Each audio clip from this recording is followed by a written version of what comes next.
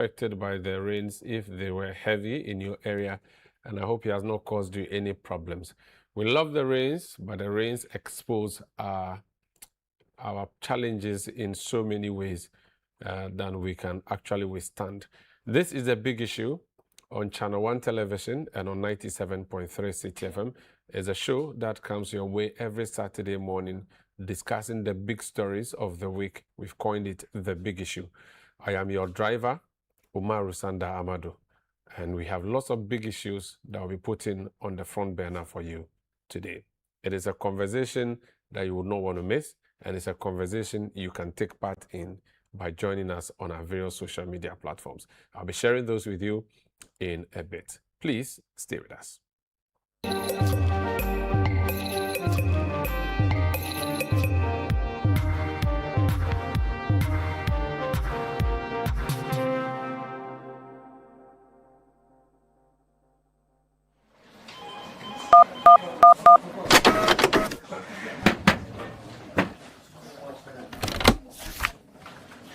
Why? What's wrong? Paper jam. Introducing Ghana's leading pay-as-you-copy photocopier leasing company. Lease an A4, A3, heavy-duty or production machine and pay for only the copies made, or design your own payment plan. Simple and tietia. That's not all. Incredibly, toners, repairs, maintenance, follow-me printing, centralized tracking all come free of charge. Remember, financial prudence is the name of the game. Folks, forget about the expensive gimmicks and be smart. Join the hundreds of satisfied clients across all the 16 regions and every sector of the economy and save over 60% of your printing costs. Visit us at www.valixlease.com or call 0244-644048. Be prudent and lease a copier. Terms and conditions apply. Valix Lease is a wholly owned Ghanaian company. Valix Lease, affordable document management solutions. Meet the Blanksons. Meet Papa Blankson, the big man. Always talking big, never following plan. Meet Mama Blankson, fire in her hands. She carries the whole house, she gives the commands. Every day is a...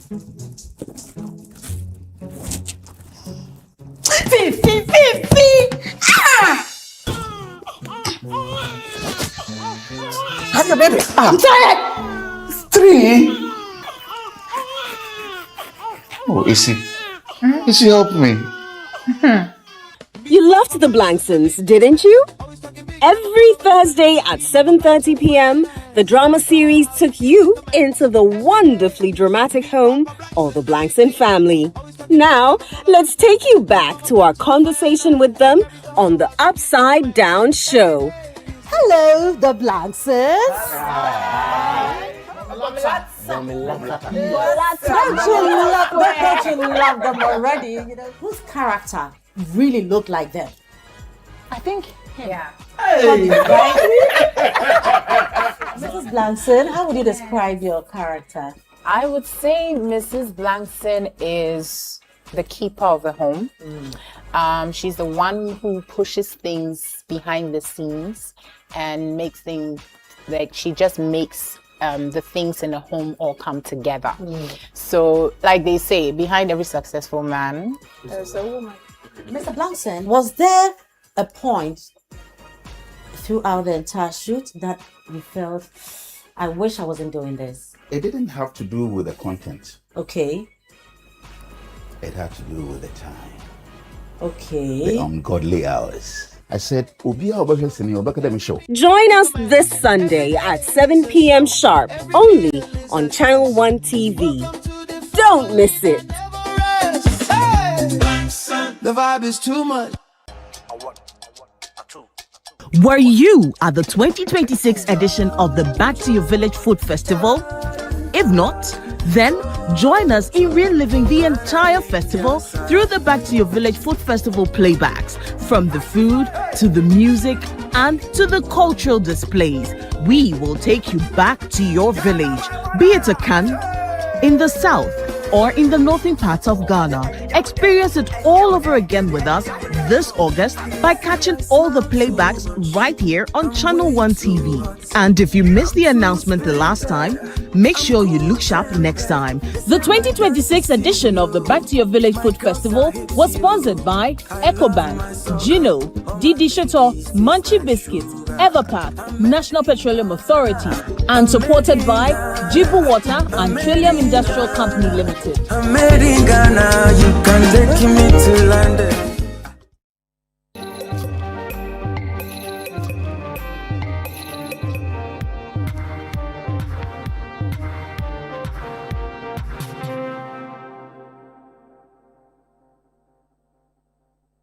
You're welcome. This is a big issue on 97.3 CTFM and on Channel 1 Television, coming to you from our studios at number 5 Ola Hansen Lane at Tesano in Accra. So there are a number of issues that we are looking at today, primarily being the issue of GoldBod, an organization or a company that was set up to replace the mineral PMMC, Produce Mineral Buying Company. Is that what it is? Yes. About 2 years ago, headed by the National Communications Officer of the NDC, Sami Jemfi, lawyer.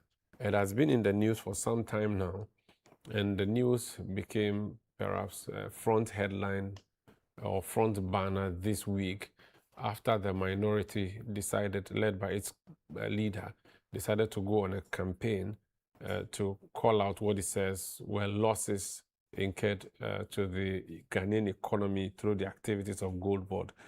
And the GoldBod CEO has been on the defense. This morning, we'll be reading portions of the IMF report that has been relied on for this entire conversation for you to help you make sense of the big stories and the discussions. Now, the bottom line is that losses were made, but what kind of losses were those? And are these losses on whose books? And does it matter whose books they are on? And can there be a justification for those losses? Those are some of the questions that I'll be asking my panelists this morning. We'll also be talking about the NDC's flagship 24-hour economy. It's a campaign promise that was made, and they're trying to deliver that by setting up a secretariat. But what do you know about 24-hour economy? Is it the fact that one job, 3 people, or it is the fact that the necessary environment will be created for businesses to operate 24 hours, i.e. providing them with security, electricity, and more? The question next is, even if you set up the system, is it going to work now? Now, there's a new thing that has come up, the building of 24-hour markets. The 24-hour secretariat says it is not directly responsible for that, or it has jurisdiction to do that. So the 24-hour, as was campaigned and as is being executed, is it a policy or a project? That is the question we'll be asking today on the big issue. Is the 24-hour economy a policy or a project? So having outlined the key issues I will be looking at, I want us to talk briefly or listen briefly to some of the big insights from the week. Let's start with the GoldBod issue. This week, there was a counter argument from the CEO of GoldBod responding to what was said by the minority. I want us to listen to Sami Jemfi. The response from the Chief Executive Officer following criticisms from the minority in Parliament, which has accused GoldBod of using the Bank of Ghana as its alter ego, and argued that GoldBod was responsible for the $1.7 billion losses recorded under the program in 2025, but the CEO debunked the assertions. Nowhere in the under-referenced IMF reports is GoldBod accused by the IMF as having caused the losses reported to have been incurred by the Bank of Ghana under the domestic gold purchase program. I challenge Afenyo Markin to point to any page, paragraph, sentence, phrase, or punctuation mark in the said reference reports of the IMF where the GoldBod was accused by the IMF as the entity responsible for losses incurred by the Bank of Ghana. In summary, ladies and gentlemen, what the IMF report states is that Bank of Ghana incurred losses through the sale of gold under its domestic gold purchase program of $400 million in the year 2024 and $1.7 billion in the year 2025. And that the 2025 loss of $1.7 billion was as a result of, I'm quoting the IMF verbatim, the scaling up of the domestic gold purchase program, not incompetence or mismanagement, according to the IMF. There has been calls for an inquiry into the circumstance leading to the loss of billions of cedis over the operations of GoldBod financed by the central bank. But the CEO says he's ever ready for scrutiny. There's been a call for a parliamentary probe, and I've already stated on public record that I'm waiting with bated breath for Afenyo Markin's invitation. And I don't know why he's delaying and holding press conferences when, as minority leader, he can get the Public Accounts Committee to summon me tomorrow or today, and I will appear. He, however, posited prospects of the activities of GoldBod going forward. So if the Gold Board wants to assert that statutory mandate, and for that matter, the Bank of Ghana has to end what it was doing under the domestic gold purchase program, you don't look at that and say, oh, that means Gold Board was doing something wrong. I can tell you that as we speak, the IMF and the Bank of Ghana are all engaging GoldBod that they still want to be our fiscal agents under the GoldBod model, where they will be raising money for us as an intermediary.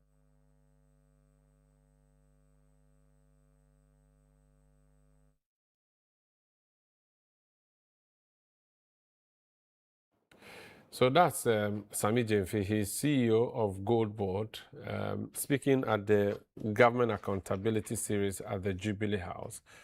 And the comments that he made in response to Alexander Afenyo Markin, the minority leader, there were some parts of it which the minority leader felt was ad hominem or personal attacks, which he said he was not going to get into. But this issue has been running. Do I have Alexander Afenyo Markin's insert? I want to just give us the background to some of the things he has been saying on this matter. I think he was on Metro TV's Good Evening Ghana.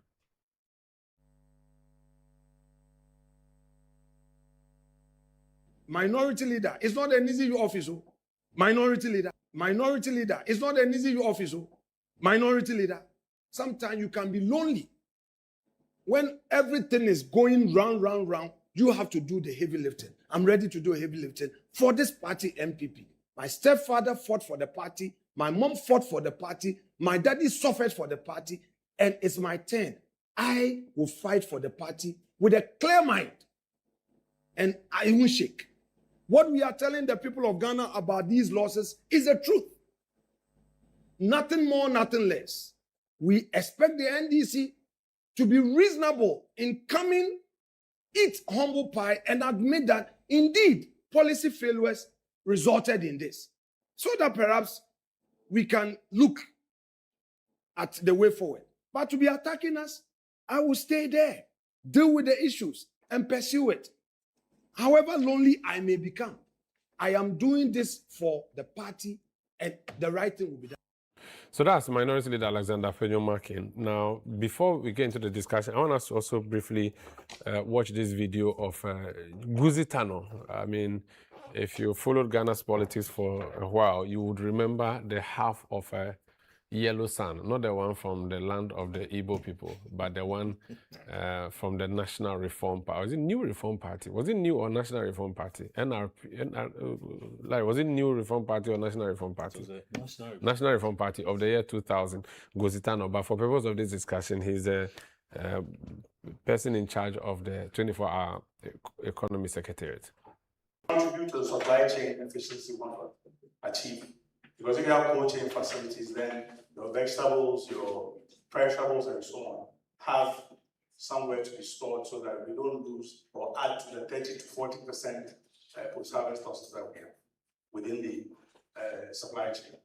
So it's a good thing, but for the moment, we have no responsibility whatsoever. So if people sue 24-hour economy authority, we've been sued 4 or 5 times for something that we have no responsibility for.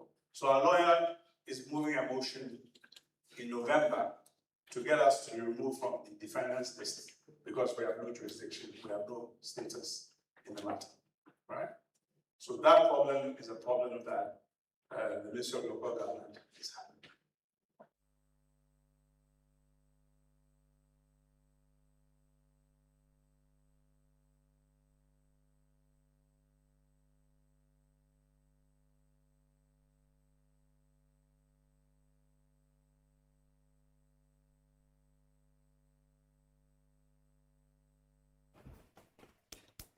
You're welcome.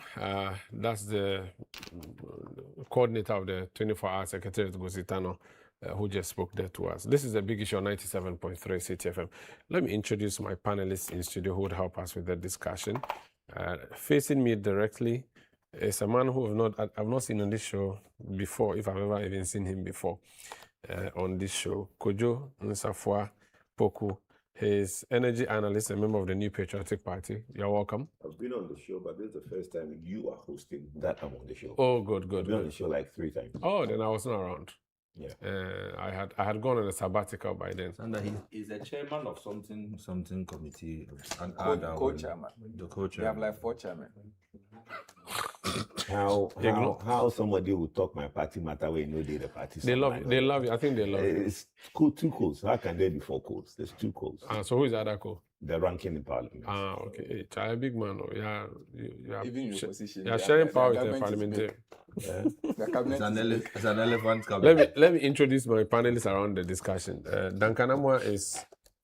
So if you are an energy analyst, Duncan Amwa is an energy consumer, or he's what? He's a trotro driver. He's a trotro driver. Duncan Amwa is executive director of the Center for what am I saying? The Chamber for COPEC, Chamber of Petroleum Chamber for the trotro drivers. Chamber of Petroleum Consumers. Larry Alansdogbe is sitting closer to me in a very beautiful hat, and I have a lot of issues with these people who wear this hat. He's editor of the Herald newspaper. Larry, you're welcome. Thank you. Everything good? I'm managing. Lamtik Apanga is deputy CEO at the Gaming Commission. He's a member of the NDC communication team. You're welcome. Thank you. Hope the week is going well. Any bettings happening? No, sir. No bettings happening. Okay. We'll be joined by Dr. Edu Owusu-Sarkodie. He's executive director of the Center for Policy Scrutiny in a bit, and he'll be joining us via Zoom. So, ladies and no lady here. So, gentlemen, good morning and welcome. Thank you so much for making time to join us in this discussion. Because the issue of GoldBod was primarily raised by the NPP recently after the IMF report, I want to ask you, Kojo, to tell me what the party position on this matter is. Why is the NPP interested in the GoldBod matter? For someone who has heard bits and pieces, what exactly is your story? Okay, so look, the heart of this conversation is the MPP trying to point out incompetence. The heart of this matter is MPP trying to point out policy failure. You know, when you are in government and you are doing something and somebody is in opposition and the person makes so much noise at every opportunity they get and basically point fingers at you that you've done this is wrong, I can do better, I should be given a chance to manage this country, not you, all that, right? Then you look at a scenario where Ghanaians listen to them and give them the chance to come into government. And when they come into government, they are critical governance and policy issues they don't look at. They go straight to as if they are still in a campaign mode and start doing politics. And when issues of national importance come, they don't look at it from a governance and a workability point of view. They go into politics and basically lambast and say all sorts of things. Then, a year down the line, they realize that they goofed, they did unnecessary politics, and they want to now have their cake and eat it too, right?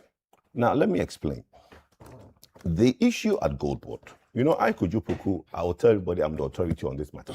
And I'll tell you why. Yes. Because you were once MLC boss? No, not that. When the gold for oil first came out, G4O, the issue, I was against it.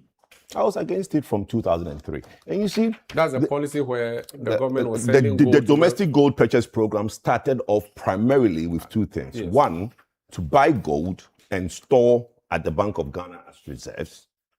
And 2, to buy gold and basically when we need commodities, instead of going to sell the gold, use the gold for butter. That was the primarily concept that came up from Dr. Baumia in the beginning. Now, there is an issue that the NDC have told their communicators, and even Sami Gyamfi himself repeated it. The domestic gold purchase program, gold for oil, the buying of gold from PMMC, which is now GoldBod, did not start in 2021. It started in 2023. The reason I know is that there was a letter. When I first heard about this whole arrangement, I was against it because I'm in the energy space for 25 years. I know when it comes to petroleum products and gold, there can always be losses. So I wrote a letter to Bank of Ghana in January 2023. Bank of Ghana replied me in February 2023. I sent a copy of that letter to your producers, if they can put that on screen, and we can all look at a setting. I actually asked them a direct question, and producer, if you can put that letter on the screen. I asked and put the date. You can't give instructions to my Oh, producers, please, right? okay. So, Omaru, if you can instruct them to put the letter on screen, and I would like them to put the date the letter was written by Bank of Ghana and the question 3 of that. Okay, you speak to it. If you have it there, you can. Okay, I have it, but I will. It would be nice if everybody could actually look at it. You see, the issue at stake was that I asked the Bank of Ghana in January 2023 that in gold transactions there can be losses because both commodities, right, the gold and the petroleum products fluctuates, and in so doing there can be losses in the trade. And if that happens, who will be responsible for those losses? That was February 2023. Bank of Ghana replied and told me that they have measures in place to take care of any losses that would occur. And in fact, they've put measures in place that they don't see any losses coming up. No problem. Fast forward January 2025, the first accounts for Bank of Ghana in 2024 comes out. Because bear in mind, because the GoldBod was done the G4O thing was done primarily partly in 2023 and full year 2024. The first time Bank of Ghana actually reported in their accounts the losses of gold for oil and the domestic gold purchase was in 2025. 2025 was the first. So when people say that, when you guys were there, when the MPP was in government, that loss issue only came up in the first quarter of 2025. And in Bank of Ghana's own admission, the losses occurred as a result of what? FX differential. So 2024, so the loss, the 400 million for 2024 happened in 2025? No. The accounts comes out in 2025. Yes, so the 400 million is for 2 years. Yes. Partly 2023 and partly in the whole of 2024. So that is when the accounts, the first time everybody talked about that was in first quarter of 2025. But that's when the report But that's when the accounts, the Bank of Ghana accounts came out. And it's in the Bank of Ghana account when Dr. Siama was governor, and he's the one who reported that. Okay. It doesn't mean it was not incurred in 2024. No, it was incurred in 2024. Right. Nobody's denying that, but I'm saying that it was incurred, but the accounts only came out in 2025. Okay. MPP was not in government. So we didn't have the hindsight of knowing that, even Bank of Ghana themselves didn't have the hindsight of knowing that the FX losses was a problem. They only knew in first quarter of 2025. Okay. That was not correct. No, let him make his submission. No, that's not correct. What is not correct? No. Let's address it. What is not correct? You just submit. Because I recall. No, let him tell me what's not correct. Then we address it. I think what's not correct. I mean, during the campaign, period, issues of losses as far as the which campaign period? That was with Bank of Ghana. That was Bank of Ghana losses, not the domestic gold purchase program. Larry, you take your notes down. I want to hear. No, I want you to submit. No, but you see, it's good he gets his facts right. No problem. Losses at Bank of Ghana has got nothing to do with domestic. We are talking about domestic gold purchase program. Proceed, please. The first time losses from Bank of Ghana was reported from Bank of Ghana's accounts was in the 2024 accounts, which was released in 2025. Okay. And that's a fact. Okay. Continue. Now, when that came up, Both the NDC communicators and Dr. Siama as governor did unnecessary politics with it. In fact, some CSOs went ahead and did all this counterfactual analysis and said all sorts of things, how there was a scam and no gold was ever given. All sorts of things were said, right? And that they attributed that to the losses. I, Kojopoku, told on every platform that the losses occurred because I had a letter from Bank of Ghana directly instructing that the losses occurred as a result of what? FX differential. Gold, the price at which the PMMC at the time bought the gold, the forex used, and the forex used at the internal rate of Bank of Ghana. That's how the FX came about. Was it wrong at the time? Was it wrong? Yes. What do you mean it was wrong? That the losses No, were it was a policy error. Okay. So no, let me land on it. The reason I'm asking is that because the IMF report now is also giving FX losses. Yes, as exactly. part But that's where I'm driving at. Okay. That's what I'm saying, that All right, there is a policy failure. Okay.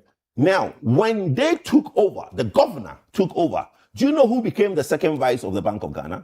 The guy who was responsible for the G4O, the domestic gold purchase program, who was responsible for that schedule, was the one that became the deputy governor. So at least he could have advised the governor that, look, this politics you guys are doing, there is an inherent problem. In July 2025, Kojopoku sat on multiple platforms and said that GoldBod is going to have losses in 2020. At the end of 2025, they're going to have losses. Nobody believed me. Why did I know that? I'm not, though I'm Oracle, but I'm not. I can only see things that is on. No, hold on. You are scientific oracle. Yes, I'm called an oracle. By a scientific oracle. Okay. I knew that because I knew that the policy has inherent problems. But when Sami Jamfi took over the PMMC and became GoldBod, Dr. Siama took over Bank of Ghana. They did unnecessary politics and did not correct that inherent problem, which is what? When a journalist asked Sami Jamfi that question in the press conference, he asked him, Sami, you said reset. That's what the NDC says, right? Why is it that the FX losses that occurred in 2024 occurred in 2025 when you guys have promised reset? You know what his answer was? No. His answer was that they use Forex Bureau rates, and Forex Bureau is regulated by Bank of Ghana, so they didn't say anything wrong with it.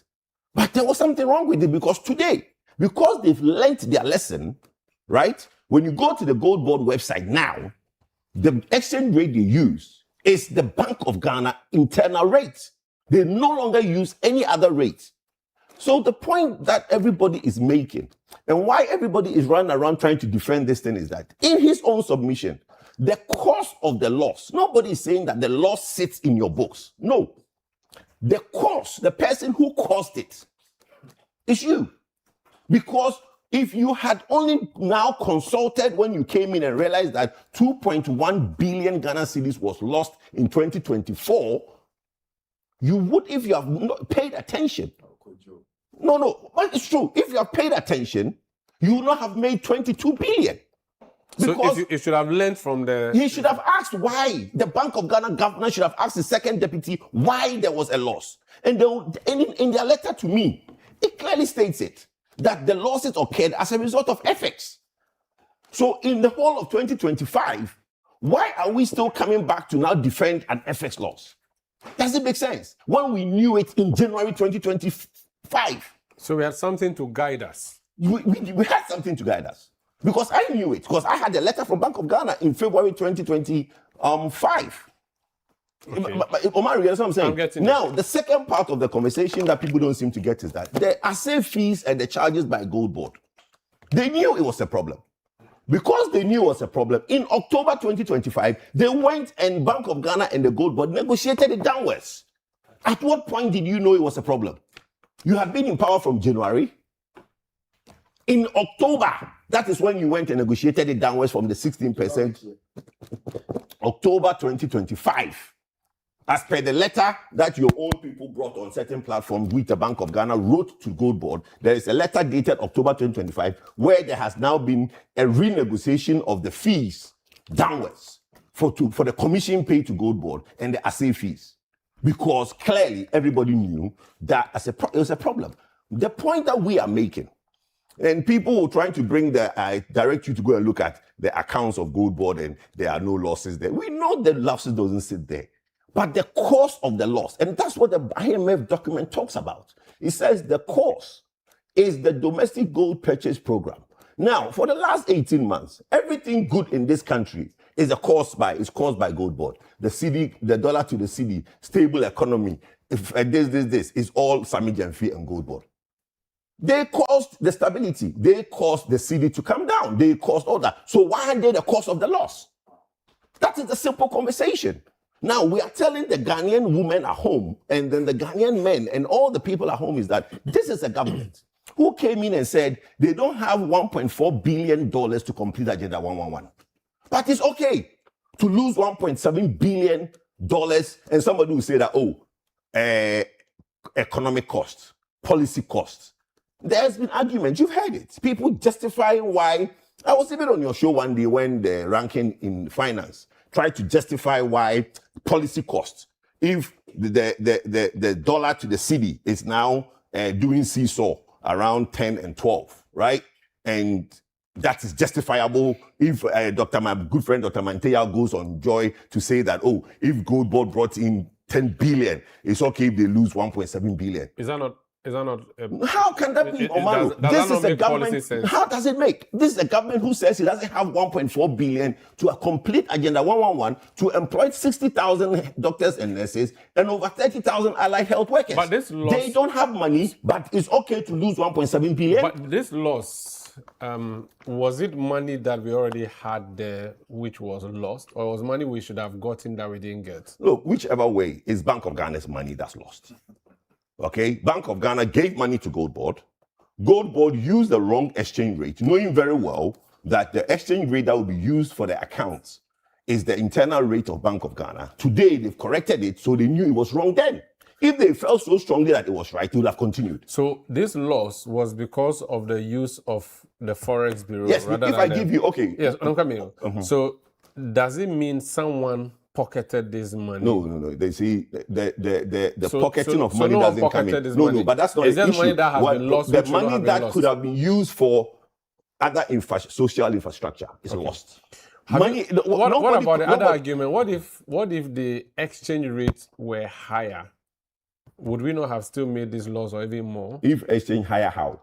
Exchange rates were higher than 10 to 12. No, but if you do, you see, all that you do is that whatever that you are buying it at, buy it at. You see, you say that you are an agent. They say that they are an agent appointed by buyer's agent, right? They are agent appointed by Bank of Ghana. And in fact, they bring documents to show that the role of GoldBod, even the price that they are supposed to buy at is dictated by GoldBod. If that's the case, why are you using, if somebody is telling you to buy something for me, why don't you use the rate, his rate? Because at the end, he's the final recipient of the goods. Why are you using your own rate? And it was done in 2024, and it was a problem. My point I'm making is that why we say there's a policy failure and why the NDC came into government and could not and cannot run this country is that they couldn't know. They didn't know, and they cannot know. Because look, how else do you now, Omaru, in our own private institutions, let's not kid ourselves. I ran a business for 25 years, various companies, right? If my COO or my accountant make this fundamental failure in the previous year, I'll sack him. It's simple. At a board meeting, it should not be allowed to repeat. No, you should not be allowed to repeat it. Why is it okay for a country? If in 2024 there is an XFX differential that costs 2.1 billion failure or loss for a country, then we now say, we look on the blind side, and the same policy failure creates 22 billion the following year. And we are not defending it. That's the problem. Very well. Thank you. Let me hear from Lamtik now. Lamtik. Yes. This is the NPP position for which they have been in town this whole week. Yes. What's the GoldBod story? Well, thank you very much, and good morning to my colleagues here. I think that there's been some attempts throughout the week and for some time now to put the GoldBod in a very negative position and create the impression that the NDC government has failed in the domestic gold purchase program. And at every opportunity given, fingers are pointed at GoldBod, GoldBod, GoldBod. We all know, Umoru, that everything that happens between GoldBod and Bank of Ghana, all transactions are governed by certain terms and conditions. And these terms and conditions, as he has rightly put out, were not set by GoldBod. These were terms and conditions set under the NPP. When PMMC... What terms are you talking about? I'll get there. When PMMC was in operation, and then the NPP government decided to introduce the domestic gold purchase program, they now signed an agreement between Bank of Ghana and PMMC. That PMMC, you go out there and purchase gold on behalf of Bank of Ghana. Purchase this gold from the local market, from artisanal miners and every other person who have gold, and bring it to Bank of Ghana. Now, there are conditions that you purchase this gold and you'll be paid 0.05% as your service fee and 0.028% as your assay fee. These are documented conditions, terms and conditions that's supposed to be paid to PMMC. Contract. Obligations, one party is supposed to buy, another party provide the money, I buy on your behalf, and these are the benefits I receive for undertaking this exercise for you. Tomorrow, how does that become a cost that you think that it should be borne by GoldBod? GoldBod subsequently took over the assets and liabilities of PMMC. So all contractual obligations of GoldBod, of PMMC, became the contractual obligation of GoldBod. GoldBod was obliged to carry on with that contractual obligation as has been agreed between GoldBod, PMMC, and Bank of Ghana. Even though GoldBod can always negotiate itself out of that at any point. Wait a minute. Who should initiate that conversation? Should it be GoldBod or Bank of Ghana? In any case, even if there should be a need for that conversation to even take place, it's about the parties sitting together and having a conversation.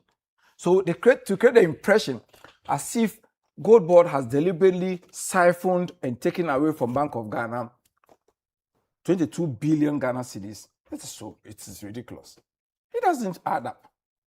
That is the operational cost essentially for the domestic gold purchase program. That is the amount of money Bank of Ghana needs to pay to be able to get the gold from the market. And he makes the argument that why are you giving money to GoldBod to buy at a particular rate, and then you are selling at a different rate? Mind you, the prices for gold across the country and across the world is determined by international price. If you have gold today you want to sell, you go to the internet and check the price before you sell. You don't just determine that I want to sell my gold at this amount. The person buying also check the price. Usually the difference is something very small. 0.5%, 0.2% as margin. Because you are also perhaps going to sell to another person. You can't sell beyond the market, the international market rate. So GoldBod, knowing very well that it needs to go into the market, the local market, and mobilize gold from the local artisanal miners, who essentially are looking for profit. If you don't offer them what is offered on the market, they would find alternative ways to smuggle their gold out of the country. So buy it expensively. Not buy it expensively, buy it at the retail price. You can't go and buy it at Bank of Ghana rate. If someone has his gold, if a Galamsey guy or a miner or someone else has his gold and you want to buy gold from him, you can't go to him and tell him that I'm buying your gold at Bank of Ghana rate. There's no way he will sell the gold to you. But you're doing that now. Please. I'm telling you that at the initial stages of any policy, at the introduction of any policy, you would have to look at how you can get the policy to succeed. You cannot immediately introduce the Bank of Ghana rate at the beginning of that policy. But he makes the point that if you saw what happened in 2024, you should have learned lessons from there and not repeat in 2025. No. The loss then comes up when Bank of Ghana is selling the gold. Mind you, at the point of buying the gold, Bank of Ghana gives you money, you buy the gold is in there. There are no losses, you have the gold. But when you intend to sell the gold, because you bought the gold at the open market price, and now you are going to sell the gold to third parties at your Bank of Ghana rate, you are likely to suffer some losses. But GoldBod is not responsible for selling gold to third parties. GoldBod's essential role in this transaction is to go out there and buy gold on behalf of Bank of Ghana, deliver the gold to Bank of Ghana. Bank of Ghana determines when they want to sell the gold out to third parties. And he keeps repeating this thing over and over, and I would say that, listen, there's a cost to every policy. There is no way you are going to rake in $10 billion without spending some amount of money. Ask me, what should be the threshold? What should be the threshold for the loss? There's definitely going to be some cost. In fact, there's some school of thought that instead of describing this 1.7 billion as a loss, we should describe it as cost. Because essentially, it is the cost of the program. It's the cost of what we have obtained out of that policy. Is it an avoidable cost? It's unavoidable. But perhaps the threshold can be managed better. Okay. And it is for that reason that the parties, that is GoldBod and Bank of Ghana, took a second look at the fees and said, listen, can you remanage your fees? Can you negotiate your fees? And let's see whether you can bring it down. And out of mutual understanding between Bank of Ghana and GoldBod, the service fee of 0.5% have reduced, the assay fees have been reduced to help Bank of Ghana sort up its, reduce the losses. But when it comes to how much Bank of Ghana sells, don't forget that part of the loss is also because of discounts given to off-takers. If Bank of Ghana, at some point in time, and depending on the situation we are in, desire foreign exchange, and depending on how desperate we are, decide that, listen, there are these parties who intend to take to take some gold from us at this rate. But if we have to wait to sell it later, we may not be able to meet other obligations. So let's let it go at a 5% discount, or 2% discount. Because if you compare the exigency of the time, what is at stake, and what we are likely to suffer if we have to wait, then it will be better to do so. Bank of Ghana's decision is solely a Bank of Ghana's decision and cannot be a decision that should be blamed on GoldBod. And I can understand why the attack has been on Samiji Mfi and GoldBod. I understand. I understand the frustration that the NPP have been having over this period. What's the frustration? The frustration is that GoldBod has done so well. The economy has done so well. We have stabilized the city so well in the last almost 1.5 years. And this is something they fail to do. I'll come around the table on this part of the conversation and ask whether you have described it as a cost, not even a loss, whether this loss is economically positive, whether it's a positive loss or a negative loss. I'll come around. So you do hold your thoughts on that. I want to hear other views around. Larry, the conversation around GoldBod is political, but factually speaking, the minority argues that there was a loss and it's an avoidable loss. Lamtik is just saying that it's unavoidable. Good morning. I was trying to draw Opoku's attention to the point. Kojo Opoku's attention to the point that this whole thing about losses, we didn't start discussion on it or debate about it. Didn't start with Samiji Mfi or GoldBod. Way back, as far back as either late 2023 or early 2024, we started talking about this particular matter. That press statement, I think, were issued from the office of the Vice President then, and also I think Bank of Ghana also at a point in time did some meet the press series and so on, speaking about losses, because then the CSOs and many other institutions had drawn our attention to the losses that were, happening. I recall, and I have here, a statement that the Vice President at the time made, that's Dr. Baumia, talking about how from what the good for oil, that from the rates we were going, the country was going to save about $4.8 billion annually through Forex. So right from the word go, Forex has always been the target. How do we make fuel, cheaper and, for everybody? And it's been good that the policy has brought some relief, whether we like it or not. However, there are bound to be losses. They're bound to be cost. Exactly. Okay. You pay a price for it. You pay a price for it. That is what it is. But we politicians as they are, somebody will want to say that, something, we did it better than you guys are doing now. And those in the seats now will want to tell you that, listen, ours is better than what you started. And that is, the confusion in which we've been placed into right now, to be debating as to whether or not whether Poku's time was better or whether what Sami Jemfi is doing now is better. So it is a politicization that you don't think is proper, but the work has been done and it's been done well. I think something is happening. However, all the people with expertise in this area, they should come together and give us the way forward. But because reading the report as a journalist, when you see that we've lost 1.7 billion, that should be a big deal. No, obviously it's a big deal. It's obviously a big deal because this is something that could go into building one infrastructure or the other. What are we talking about? We're talking about roads. What's the nature of our roads? Our hospitals, our schools, and many other things that we need to provide for people. And so if we are making losses, we should speak to that. Now, but again, the politicians want us to ignore the losses and talk about what they brought in. And I saw that clearly from Afenyo Markin's press statement.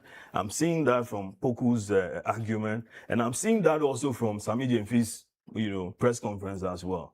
That, hey, talk about, what we brought in as opposed to, what has been lost. Which is what I want us to go to next. After I do this round, I want to hear from Duncan as well. On the hard report from the IMF, was it reckless management? Sandra, let me say good morning to Mr. Kobinapia. Who is that? One of my very he buys Bodek. Oh, he doesn't buy okay. I thought he buys very, very Did they send you a bill for this good morning? Bodek, they have money. I'm here. So good morning. You know what to send a bill? Yes, I do. And then Prince Henry, one of your ardent followers. In Koforidua? Yes. Okay. Says he's following you. Okay. Thank you. You see, gold all over the place.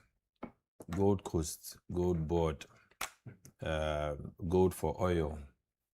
Gold, a lot of gold, really.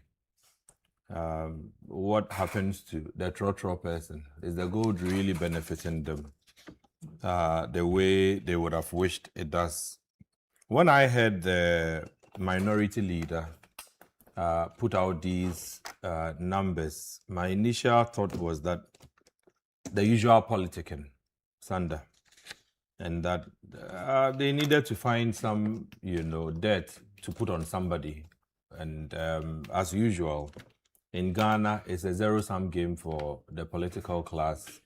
So your gain is my loss is your gain. So if we're able to tax somebody significantly, we can wound or injure the government's reputation as having no scandal whatsoever. So that was the broad initial space within which some of us received what the minority leader had decided to put out there from, is it the IMF report?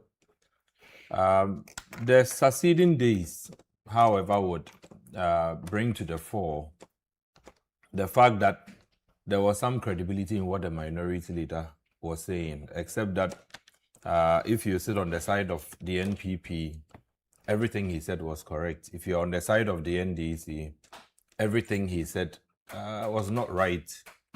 But the truth is that there's been some loss occasioned. The truth is that I'm also seeing Kojo Poku's letter in 2023. And I think that I've disagreed with him largely on a lot of issues. But on this one, I think that he foresaw it. I would wish that letter we go through them at some point in this, if there's time anyway. One of the questions he asked was the issue of losses, gold for oil, you recall. I was also never in agreement with gold for oil because I didn't understand why gold has a spot value, right? If you want to be able to bring in oil, you must trade or barter the gold at a lesser value to be able to pay an importer or a supplier to bring in your oil. So that model had problems, Sander. And while the NPP existed in power, the conversation was, we are good. In fact, the vice president at the time touted it as one of the most novel. Then he leaves, and then you hear all the losses that the Bank of Ghana, which pre-financed that program, had incurred. It leaves a hole in the Bank of Ghana's own finances. And the ability of the Bank of Ghana as the banker's bank or the government's bank, right, to be able to help the government in its budgetary deficit, financing. If you needed some amount of money to be able to undertake projects, and the Bank of Ghana is losing those monies through sometimes not well structured, not well packaged trading programs, I should get worried. The trotro driver will get worried that the monies we would need for development, for schools, for employment, for hospitals in places that do not have hospitals. When you tune the radio, the only thing you hear is losses, losses. If I sent you, Sanda, to town to go and do business, and you post losses of those significant values, I should be worried. And I am happy that this conversation is being had all over the place. And so gold, yes. Gold for oil, GoldBod, and all of them. Sometimes we trumpet the positives a bit early. And so we say that, of course, gold for oil, the NPP claimed had brought down oil prices. But oil was hovering around 15 and 17. We didn't see how it had brought it down. But they were sure in their minds it had brought down oil prices. Gold for GoldBod comes in. The gains are seen. Your forex differentials improve, right? What you were doing about 16, 15 exchange to a dollar. Today, every Ghanaian will tell you it's trading around 10.9, 11, maximum 12, right? So whatever that differential represents, if it was 16 and it's now 12, there's a 4 cedi net gain to the average importer who would now need to, change money to be able to pay for goods and services. In normative terms, you are doing about 25% on just the forex differential, right? Inflation definitely has also declined. So there's clearly been positives with GoldBod. Let's not be in a hurry and excited to kill GoldBod and say that everything is not right because there's been some losses occasioned. But the truth is, we do not also want to get into another trading year or trading cycle and come back to hear that some losses have also been occasioned because of largely half of all we are discussing, the 1.7. Half of it, which is almost 850 million USD, is being accounted for from the forex, differentials, BOG rate versus what the forex bureau rate or the Abochi rate and all of that is. I think that we need to fix it, and for which reason I give credit to Kojo, because he saw it. That once you have different levels of how do you call it? Foreign exchange rates, there's likely to be the tendency that at the end of the accounting period, I am buying at, let's say, the open market rate, 12, but BOG rate is at 11 or 10.9. You see, that 1.1 differential will be accounted for eventually. So these losses you are discussing now may not significantly be monies that should have been in the pockets, but they may be monies that have not been properly accounted for. So the question you asked Kojo initially as to whether those monies were sitting somewhere and we've gone to gamble with it, as the Gaming Commission, deputy boss is also here. The answer clearly is no. We've not taken monies to gamble. We decided to embark on a certain trading, but as to the framework within which we trade, it was not well constructed. And I agree again with Kojo that from the benefit of hindsight, the current government should have done better, especially when you saw the injuries, right, sustained by the gold for oil program of the erstwhile government. Should learn from it. You should have learned something. You recall 2024, I was part of a demonstration together with the current finance minister and then the big people, when we said Bank of Ghana had made losses of some 55 billion. Sanda, in my mind, I'm like, what are you guys selling with our money? right? So I joined that demonstration. I was happy that we were calling for accountability for resources of, that we don't have. We need the IBD. Then you hear those in quotes sitting in big cars, sitting in big offices. In a year, one accounting year, 55 billion. So my thinking will be that the current government would depart, right, from the same old ways that were inefficient. So I am happy that this conversation is being had. Okay. I am happy that GoldBod is responding. I am happy that the minority is also stepping up the pressure. At the end of all of these conversations, Sanda, we should be able to fix that problem. Where Bank of Ghana issues a rate, right? And if Sanda wants the dollar and he doesn't have any workings within the Bank of Ghana, he cannot access that rate. If Sanda goes to the interbank, the rate is a bit different. If Sanda goes to the Forex Bureau, so it's multi-layered. If Bank of Ghana needs to expose its votes or the money it has sitting in its, storage, to any form of trading, I think that going forward, we should be clear in our minds what exact Forex, figures we are using, because it cannot be right that at the end of an accounting period, GoldBod has not made losses. If you look at their audited report of financials, I've seen that. Yet. Clearly, they are looking healthy.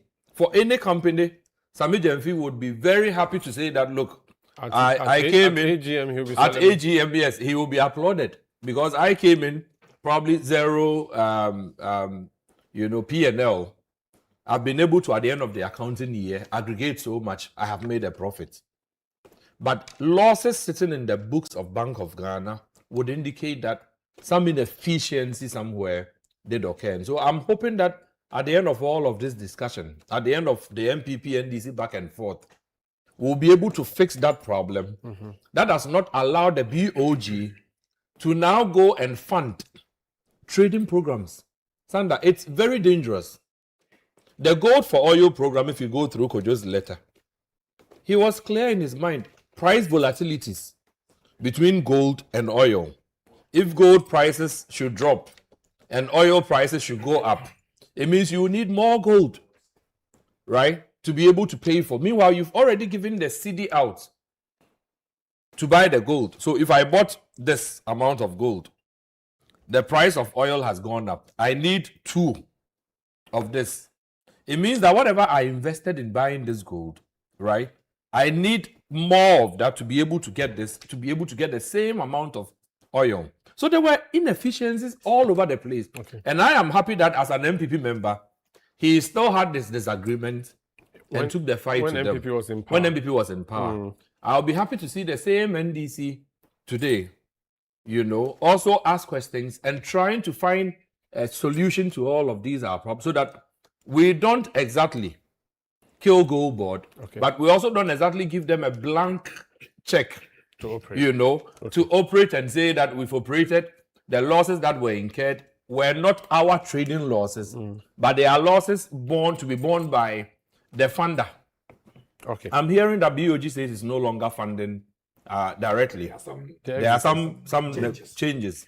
I'll be happy to see the new trading model that GoldBod puts out there, where funding will be coming from, what rates that will be taking. If GoldBod is able to finance the gold trading on their own balance sheets, Sanda, and at the end of the accounting year, they're able to declare profit, we'll come back next year and clap for them. So let's throw them a challenge. Let's hope that in all of these, discussions, something positive will come and that Bank of Ghana will not be the bigger elephant in the room that takes all the bullets, when there are inefficiencies elsewhere. So I am happy that we're having this conversation. I'll come to it. Hopefully, I'll come to it. So this is the big issue something changes on Channel 1 television and on 97.3 CTFM. A lot of points have been made, especially what Duncan just said about the positives with GoldBod. Now, moving forward, how do we fix this too? The successes that we are being told about, even if you look at the IMF report, for instance, how much gold we are exporting as a country and our level as a gold producer now has changed. Does it mean anything? 2, the GoldBod activities how has that benefited the economy generally? We'll talk about that. And then we'll find a question, how do we prevent this?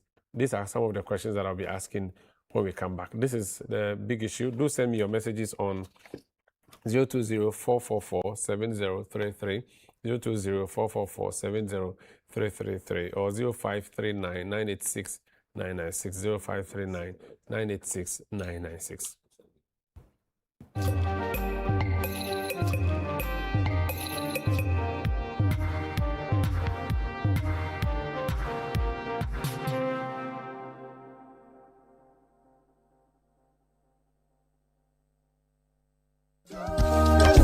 Looking for everything made in Ghana, all in one place? Then get ready. The This is Ghana Exhibition 2026 is here. A bold celebration of Ghanaian creativity, innovation, and excellence. From rich traditional crafts to modern cutting-edge solutions, experience the very best of Ghanaian products and services. Explore excellence across key sectors, including automobile, agriculture, education, health, hospitality, fashion, technology, food and beverages, creative arts, beauty, retail, and more. This is the biggest Made in Ghana fair, bringing together SMEs, startups, manufacturers, local creatives, indigenous corporate bodies, entrepreneurs, and innovative businesses all under one roof. Discover brands redefining quality, connect with industry leaders and innovators, experience the energy of Ghanaian enterprise and creativity. The date is 29th and 30th of August 2026. The time is 10 a.m. to 5 p.m. daily. Venue, the A4 Sutherland's Children's Park. Call 0205-973-973 or 0558-973-973 to register. Come explore, come connect, come be inspired. Discover the brands redefining Made in Ghana and experience the future of Ghanaian excellence. The This is Ghana Exhibition 2026 is powered by Channel 1 TV with support from City FM, and it's proudly sponsored by EcoBank, MTN, and the Ghana Investment Promotion Center.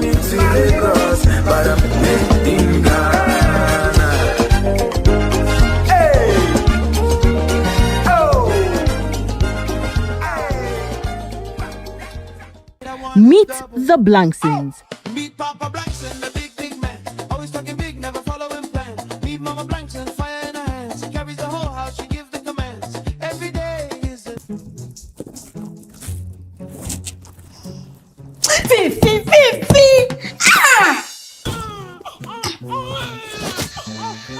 Have your baby. I'm tired. 3. Oh, Issy. Issy, help me. You loved the Blanksons, didn't you? Every Thursday at 7:30 p.m., the drama series took you into the wonderfully dramatic home of the Blankson family. Now, let's take you back to our conversation with them on the Upside Down Show. Hello, the Blanksons.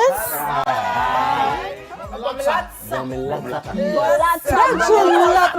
love them already? You know, whose character really looked like them?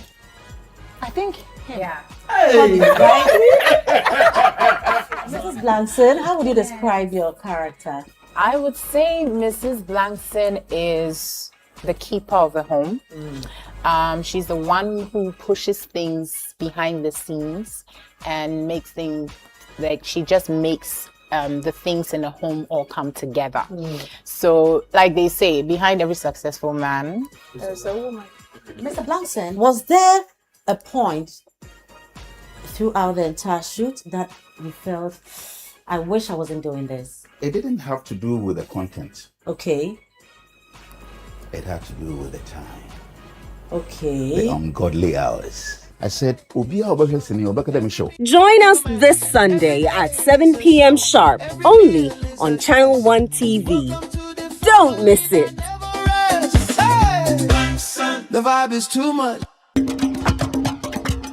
This August, join us on Channel 1 TV as we bring you sights and sounds from our unforgettable journey that began on the 1st of March to the 8th of March 2026. The Heritage Caravan 2026 Diaries is about to hit your screens here on Channel 1 TV. Relive the unforgettable moments from the 10th edition of the Heritage Caravan as we take you back to the events that took place within those 8 days across 14 regions of Ghana, from the rich culture and history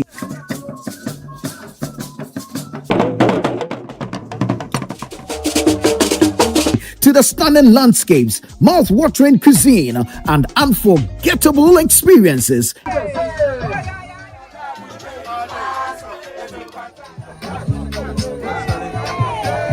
Every episode celebrates the beauty and diversity of Ghana. So from Asante Osetutu's line, maternally, are the rulers of the Asante Kingdom since 1690. Don't bend so Marvin, now to the champion.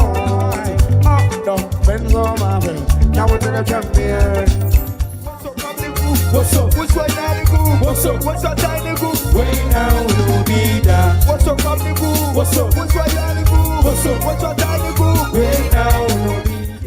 Baby, your bow, money coming, son, I'm a Stay with us here on Channel 1 TV this August as we take you back in time. Let's relive the memories, shall we? The Community Tracker is a parliamentary accountability project, a collaborative initiative between Channel 1 TV and the African Center for Parliamentary Affairs. Serving as an evidence-based project, Community Tracker documents and assesses development projects across constituencies in Ghana. The initiative includes the development of an attractive database map that identifies and tracks infrastructure projects, making information publicly available and promoting greater accountability. The program empowers communities to identify their priority development needs, monitor project implementations, and hold duty bearers accountable for the delivery of public services. It provides visibility for members of parliament who are delivering tangible development outcomes in their constituencies. Through the tracking and documentation of constituency-level projects, the program seeks to strengthen accountability in public infrastructure delivery while giving communities a meaningful voice in evaluating the impact of development interventions. The Community Tracker airs on Mondays at 7:30 p.m. with repeat broadcasts on Tuesdays 11 a.m. and Saturdays 5:30 p.m. only on Channel 1 TV.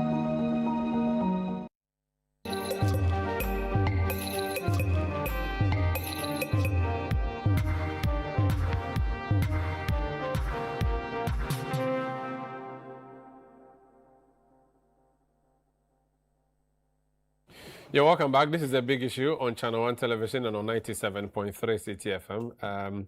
We're discussing GoldBod. We've had takes all around the table, people sharing their views on the losses that have been talked about. And I said that when we come back, we'll talk about whether or not there are some successes that GoldBod has chalked that should be used to checkmate the losses, if there's anything like that. And that's where I'm going to start the conversation from. I want to speak to someone who understands the economy. He teaches the economy.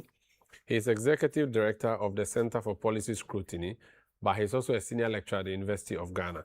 Dr. Edu Owusu-Sarkodie, you're welcome. Thank you. How are you doing? I'm good. Sorry for coming late. It's fine. It's good to see you. And good morning to my seniors. Who came we have before all eaten gold already, so it's your turn. It's my turn, yes, the loss yes, that yes. the IMF reported, how bad is it? It could have been lower. The design of the program is very generous. It has too many giveaways. Premium, discounts, of course, fees and charges could be lower. And then the exchange rate differential. The spread is very wide between BOG rates and Forex Bureau. If the spread is lower, it will minimize the cost. And I heard somebody say it's about 800 million. So if the spread is lower, it will minimize. So because there are so many giveaways in the design of it, the loss was expected, but it could have been going forward. We should make sure that we get a lower loss or cost of transaction for that. But I can understand the reason for the many giveaways in the design. First, we must commend the originators of the domestic gold purchase program, because this idea has brought so many benefits to us as a country. Where are you getting the originators from? Is it the Dr. Baumia originators or the NDC that created the GoldBod originators? Oh, of course. It was the originators of 2021. So Dr. Baumia and the it has MPP. been, the PMMC is now just renamed to GoldBod. In fact, the operations are the same. The design of the whole program is the same. So my first point is to congratulate them, because I have some few figures here. The idea was to take advantage of the fact that Ghana is Africa's leading gold producer, number 6 in the whole world. And yet our reserves were not that forthcoming. I have 2024 figures here, maybe unconfirmed figures, but Ghana, Mexico, Kazakhstan, Uzbekistan produced similar gold output for that year. Look at the reserves of these countries. Mexico, 120 tons. Kazakhstan, 382.6 tons. Uzbekistan, 367.6 tons. Ghana, half year 2026-24. So you have your gold producing peers who are having gold holdings of over 100. You have 24. In fact, it was about 38, then we saw some, then back to 24. And So you were previously called Gold Coast. exactly. So let's take advantage of that and build more reserves. That's why the idea is fantastic. Now, to achieve that objective of reserve accumulation, you needed to be a bit aggressive and give some things away, provide incentives. So these giveaways are what I call the incentives in the design, and I'll touch on them one after the other. The other objective is also to stop smuggling. We don't know what has happened to our borders, but it looks like the design is using price incentive to stop smuggling. And therefore, if you are doing that, they need to provide incentives, more incentives. And another point is the fact that you don't want them to sell it to any other, person, but sell to you as the monopoly of gold in Ghana. So you look at these 3 objectives: reserve accumulation, stopping smuggling, and being a monopoly. You needed to give away these things. And I've mentioned that the discount, the fee, the charges, the discount, the premium, and the exchange rate differentials. So we have been talking about that. I think we have wasted time talking about the cost, loss, definitions, instead of looking at the bigger picture of the program, what is intended for, and how we can minimize the cost. So I'll take you through my first point on optimization. In economics, what we teach in level 300 is optimization. You minimize cost subject to output, or maximize output subject to cost. In this case, the policy is the output, reserve, smuggling, and then being a monopoly. And there are costs that you need to incur to arrive at that point. So that's just 1.7 billion. Maybe previous years also had their own cost. But if you are running 100 meters, the one who wins the 100 meters is the one who finishes the 100 meters with fewer seconds. That is why optimization is talking about cost minimization. So you run 100 meters, all right, we applaud you. That's the policy. Could you have run it with 10 seconds instead of 15 seconds? All right, that's the conversation. And the reason we stress on both the benefits, and I'll go into detail the benefits of the benefit. The reason we stress on the benefits and the cost is that the marginal benefit of the program will not stay there forever. It will be declining. So if you don't keep your eye on the cost, when the marginal benefit is declining, the marginal cost must also be declining to meet. So optimization is when the marginal benefit minus marginal cost should be equal to 0. So you get to a point where you would think the marginal benefit will keep rising, and therefore you should keep raising your cost. You may be deceiving yourself, right? There are other benefits and costs, direct benefit, direct cost.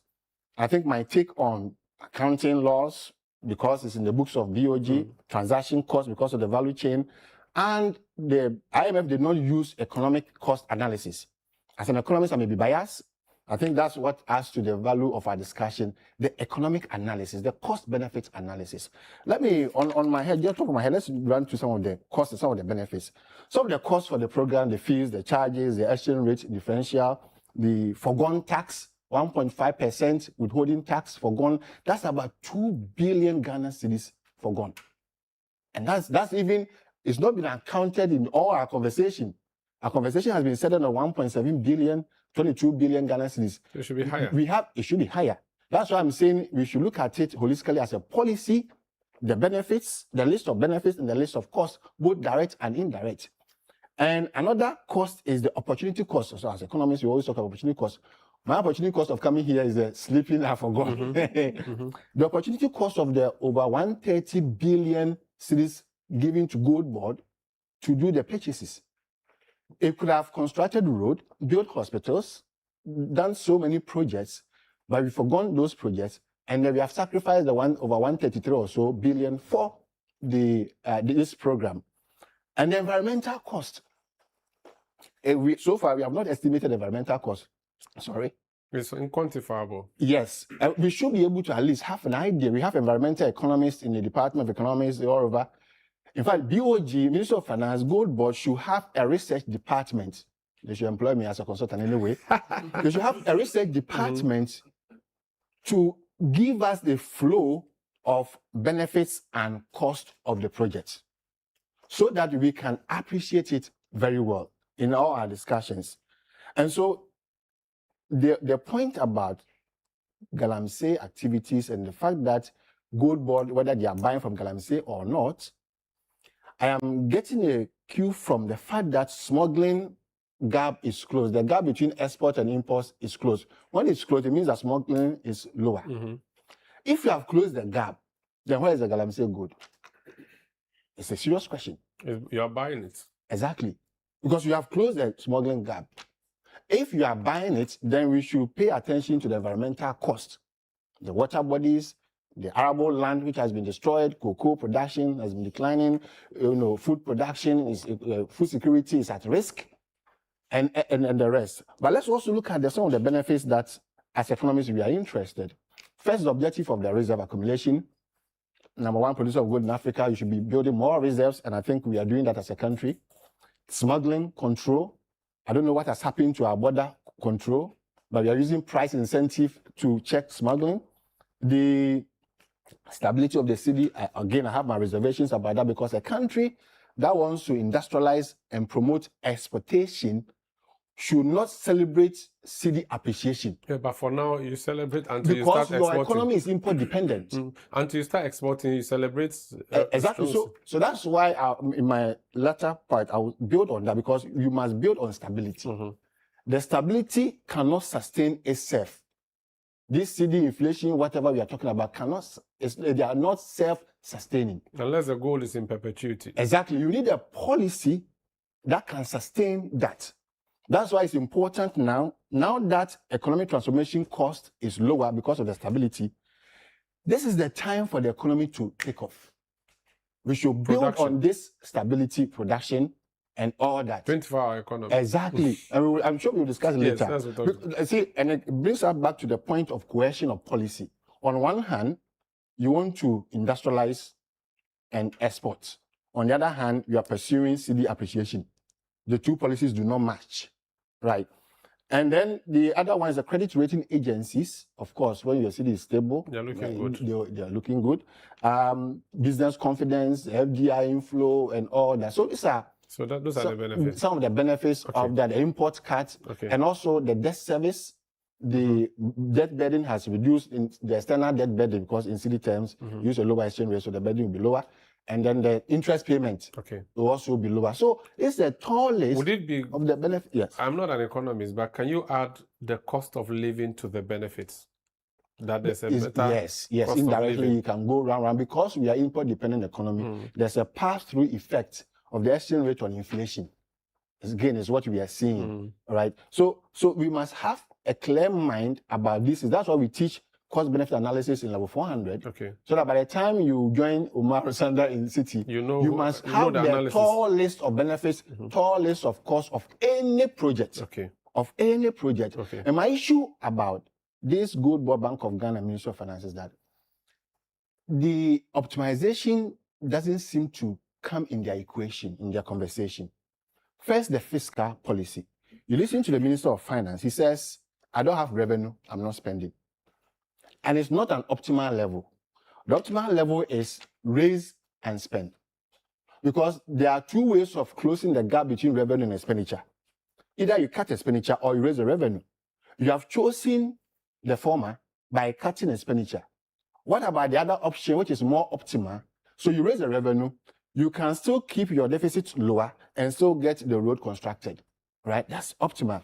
And it's not being pursued so so the far. revenue generation is not being raised. No, not at all. But that would mean taxation, which then, because generally that's our lazy man's approach in Ghana. In fact, it shouldn't be. Okay. It shouldn't be. First of all, the tax revenue growth rate should be equal to 2.5 times the real GDP growth rate. That's the optimal. Okay. We are doing 1.5. So we are within the threshold. So we are below. Okay. Right. Point two, we are blessed with so much natural resource, so many of them. Today we are talking about gold. Half year this year, gold forms 68% of your exports. Where is the revenue? You have given away 2 billion withholding tax on small scale minings. You've lost it. So we are seeing the gold. We are not seeing the contribution to public finance.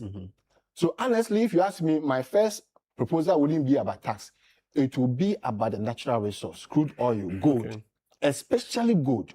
That's why moving forward, GoldBod, now it is monopsony, and monopsony, one of the advantages of monopsony is you have power over price. GoldBod should be able to look into the eyes of the miners and tell them, somebody say, choose your choice. Choose the tax relief or choose the BOG rate. We cannot have the two. But there can be a third option, or go to Ivory Coast. That is why I said earlier that the border control measures. That one we can't fix it. We should be able to fix it. Porous borders. We should be able to fix it. Even if we want to, we won't. We should be able to fix it. Okay. Right. We should be able to fix it. And so that conversation, and then you listen to BOG, is the same thing. We have serialized over 90 billion at a cost of 16.6, fighting inflation, getting inflation to 5%. Meanwhile, your medium-term target is 8 plus or minus 2. But you didn't name the Yinam, or? That's what I'm saying, that the objective, running 100 meters, you can use 10 seconds. So the NAM Why should are you not be using 15 brain. seconds? Okay, I get you. Exactly. Let me go around the table. All right. Gentlemen, what I advertised earlier, so now he has even given me a better phraseology to use. Cost-benefit analysis. The loss, and again, depends on how you look at it. Lamtic thing, don't call it a loss, call it a cost. I think you are the economist. Can you call the 1.7 a cost or a loss? A loss to BOG. A loss to BOG. A transaction cost. And a bigger economic cost. No. So I'm Take it. It's a cocktail of It's a loss to BOG. It's a loss to BOG because BOG can it be a loss? Has sent giving you money to buy gold. What you have brought in is lower than what you sent GoldBod to go and bring. So it's a loss in your books. It's a transactional cost because of the value chain. And let me give you an example. The fees and charges of the assay by GoldBod is a cost to BOG, but a revenue to GoldBod. That is why, and then we also have the middlemen, So that's why the value chain, we call it a transaction cost. Right. So it's a loss in the books of BOG, transaction cost, and a bigger picture of those of us who are interested in the bigger economic cost and benefit analysis. And so that if you look at economic cost, it will be part of the direct economic cost. There are other indirect costs that I've mentioned, the tax relief and the environmental cost. So it's both a loss and a cost, depends on who you're talking about. But the question about whose books is sitting on, does it matter? It's BOG. It's BOG's book because... Does it matter then that GoldBod should be absolved of blame and BOG should take the blame, or it does not matter because the overall picture is that it's the economy that suffers and ultimately we will pay? It matters, but it depends on where you are placing the emphasis. If the entire conversation, as we spend like 1 hour, 1.5 hours here, it's about should it be GoldBod or BOG? That is a waste of time. Okay. So we should look at the bigger policy, right? And therefore, it sits in the whatever we are discussing, the 22 billion sits in the books of BOG. Okay. However, and my professor just called me because he said I said it on TV, and he's trying to rebut it because if I make that statement, it should be backed by facts, by data. So the statement I'm going to make is not backed by data, but it's backed by our politicians here. It's a political statement. BOG kept claiming credit for their reserve accumulation. So why don't you take part of the cost or loss? BOG or GoldBod? The GoldBod. Sorry, GoldBod. Okay. It's a BOG program. That benefits But GoldBod. GoldBod is the agent. Okay. But if GoldBod, so on paper, it is a BOG that must claim both the glory and the loss. But if GoldBod comes in and says, well, I have helped in the accumulation of reserves, then you have also helped in incurring this loss. Kojo, let me bring you back in. Looking at the cost-benefit analysis, can we say that the 1.7 is justifiable to an extent that, oh, now we've taken our pride of place on the gold league table. Oh, our CD is doing so well. Oh, look what we have done to the economy, stabilize the city. Is it enough to say that, well, then it was worth losing that much? Okay, so earlier this week, I was in a program with Uncle Kwesi Pratt, and he said something very profound. He said that we should look at the entirety of what happened in 2024, 2025, and now in one lens, right? You cannot look at it in different lenses, and that's why I'm saying that the NDC did unnecessary politics in the first half of 2025. There is a letter, and there's my second letter from BOG. For your letters with BOG there. Yes, because you know me, I write and I speak with facts. July 2025, BOG sent me a letter, and this is on the BOG letterhead. This is what BOG said. I asked them that for the losses incurred, because there was bear in mind, there's 2.14 billion losses incurred under 2024. And I asked, was there anything achieved under the program? And this is what BOG said. The BOG said the G4O initiative had positive impact on foreign exchange market and export flow in the first year 2023 of its implementation. The program helped reduce demand for US dollars from the bulk oil distributors, BDC.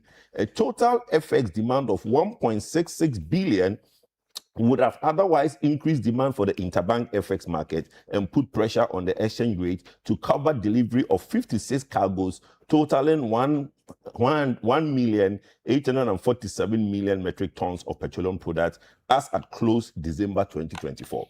It goes on to say that prior to G4O initiative, petroleum suppliers were charging petroleum premium between 150 to 170 per metric ton. Petroleum premium declined significantly and ranged between 50 to 80 per metric ton due to the implementation of G4O. Lamting is asking, what's your point? I'm going to get there. You're talking about benefits. My professor have explained, and they have explained all the co-mininis that goes to the benefit of the 1.7 billion. When they came in and they were lambasting the MPP for the loss under the MPP and they made all that noise, BOG is telling you that these were the benefits for that benefit, for the G4O, for the $400 million that they keep talking about, the G4O policy. So the Bank of Ghana is telling you that the G4O initiative eliminated the use of forward exchange rate in pricing petroleum products, which contributed moderately to price increase at the pump. So not only is it telling that it saved the FX, it's actually telling you that premiums, which my brother here appreciates, right, was how much the BDCs will put on your petroleum product, reduced from $170 per metric ton to $80 per metric ton. So there were benefits to that program.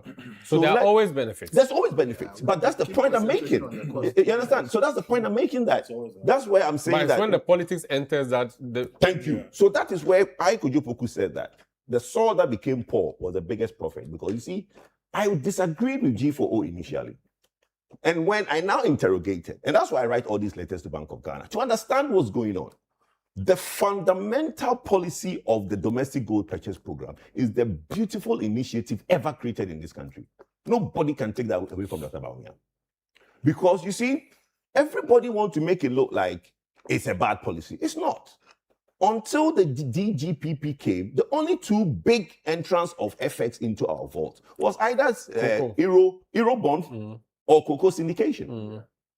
My company, Pan-African Capital, we were the advisors for $900 million, the last swap NDC did in 2016.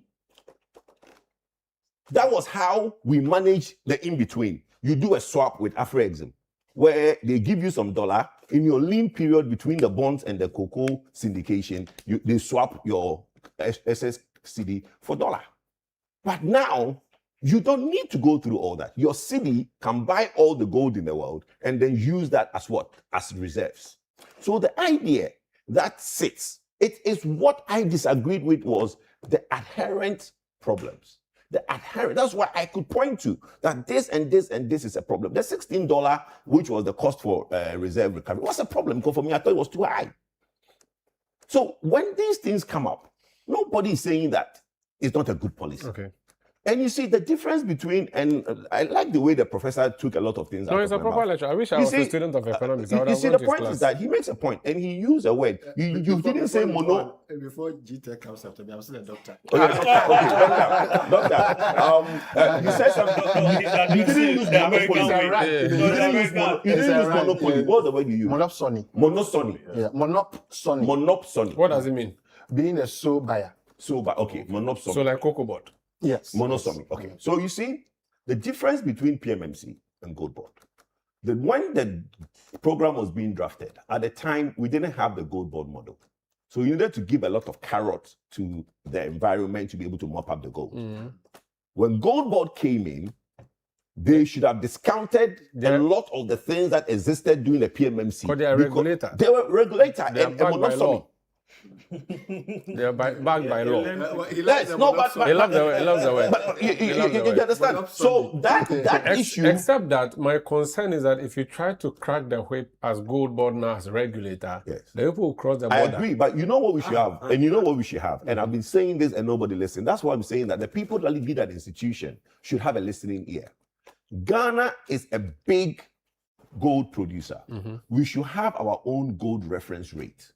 We shouldn't be using, when you go to Dubai, when you go to Saudi Arabia, they don't use WTI, they don't use Brent. But now it's a whole colonial matter you're raising. No, but I'm just saying that, but it's possible. We can have our own reference rate at the GCSE, at the Ghana Stock Exchange. We don't so have for that cocoa, the gold, we don't have so for other gold. people around the world, why are we referring, when it comes to gold, when it comes to crude oil, why do we reference Brent and we reference WTI?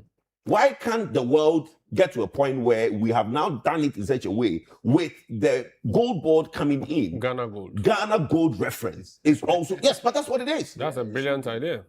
We should reference Ghana Gold because Ghana Gold should have a reference. We produce that much to be able to have a Ghana Gold reference. What you are buying at the pits, the Galamsey or whoever is mining in the villages is going online and looking at the world market price to quote you a crude gold, not refined gold. That is why the IMF report talks about the report, the data shows that we have the most expensive gold under the artisanal sector. The report says it. Why? Because the model is wrong. That's why I'm saying that there is a lot that needs to be done going forward. If not, my brother said something that he said, you asked him. He said, so it's unavoidable, right? If the unavoidable is true, then what I could do, Puku, another oracle I'm going to predict is that next year, when GoldBod's accounts come up, there will be losses in there. Not exactly. No, but you said it's unavoidable. No, he talked about unavoidable, and I said the threshold. Yes, but it's unavoidable. Yes, but there's some cost. Hold on. Are you going to have a zero? I'll give you a chance. I'll give you a chance. I did integration. I did maths in uni, right? The minute there is a differential, right? Whether it's integration or differential, there's a change. What I'm telling you is that you said that it's unavoidable. Means that there's going to be a certain level of change. And is that change going to be positive or negative?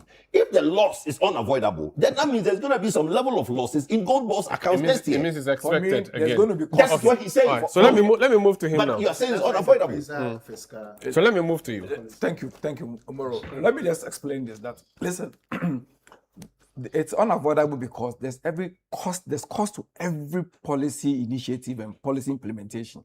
There's no way you are going to buy gold from the local market and store that, increase your gold reserve, and be able to use it for your foreign transactions without paying a price for it. There will definitely be a price. One price will be the transactional price. One price of it is that the fact that you are going to empower GoldBod or some agency to go out there and buy gold for you. Yeah. There's a contractual obligation that you have to pay GoldBod. How does GoldBod also finance its operation? If Bank of Ghana does not pay for the service that GoldBod is rendering. Then two, assay is expensive. The assay service is not cheap. GoldBod spends money to buy input, machines, and pay labor to conduct assay services, to ensure that the gold that is bought for you is pure, is certified, is verified, and can be given out to you in the right quantity. And those are transactional costs. And that is why I say it's unavoidable. But what is avoidable is if Bank of Ghana takes the gold and decides that, listen, I am going to sell this gold at no discount. I'm going to sell this gold at this particular price. That is where it is avoidable because Bank of Ghana then decides on what it wants to do. But I say again that it will depend on what is present at the point in time. If Bank of Ghana sells at its own time without any pressure, good for the entire economy. But let me take you back to the beginning of the conversation where Doc came in. Mm-hmm. Doc began by singing praise to the proponents of the idea of domestic gold buying program, which I think is a good idea. But what we fail to appreciate is that the NDC promised reset agenda. And when we promise the reset, we observe and notice that, listen, what we're doing with the domestic gold purchase program would not succeed if we don't introduce laws and a program called GoldBod. We had a PMMC that operated as a limited liability company, competing in the market with other market players.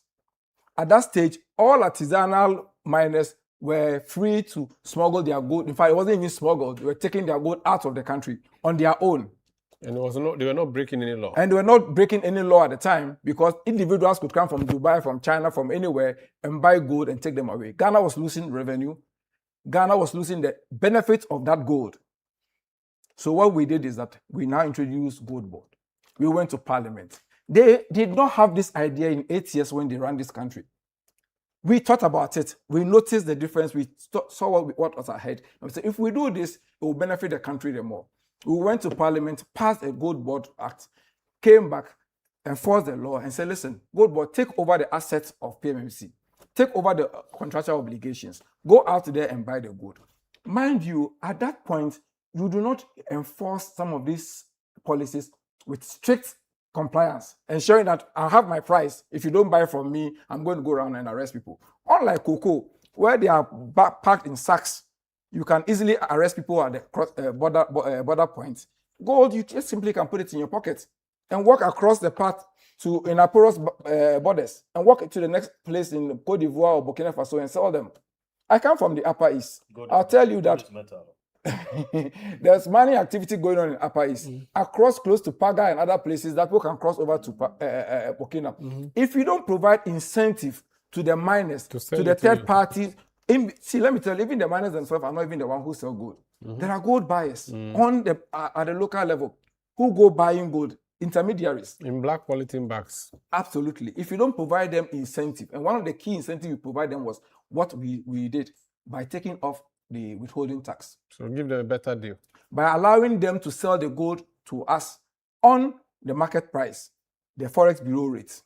Because if you go to internet and listen, I'm buying your gold at Bank of Ghana, I say, oh, I won't sell. I was even telling you I don't have gold to sell. What would be the benefit of that policy? It means that the policy will fail. I appreciate that the design may have some challenge, but when you initiate a policy, the design is to ensure that you get the benefit of the policy, the main core objective of the policy at the beginning stages. Okay. Now that we are achieving some optimal level, we can agree to say that we are going to introduce new pricing. We can flex our muscles now. But mind you, even the flexing our muscles, we have to be careful because the borders are still porous. Okay. So there's the temptation that the gold will be smuggled out of the country. Right. And so let's credit the NDC for introducing the GoldBod that has come to cure and sanitize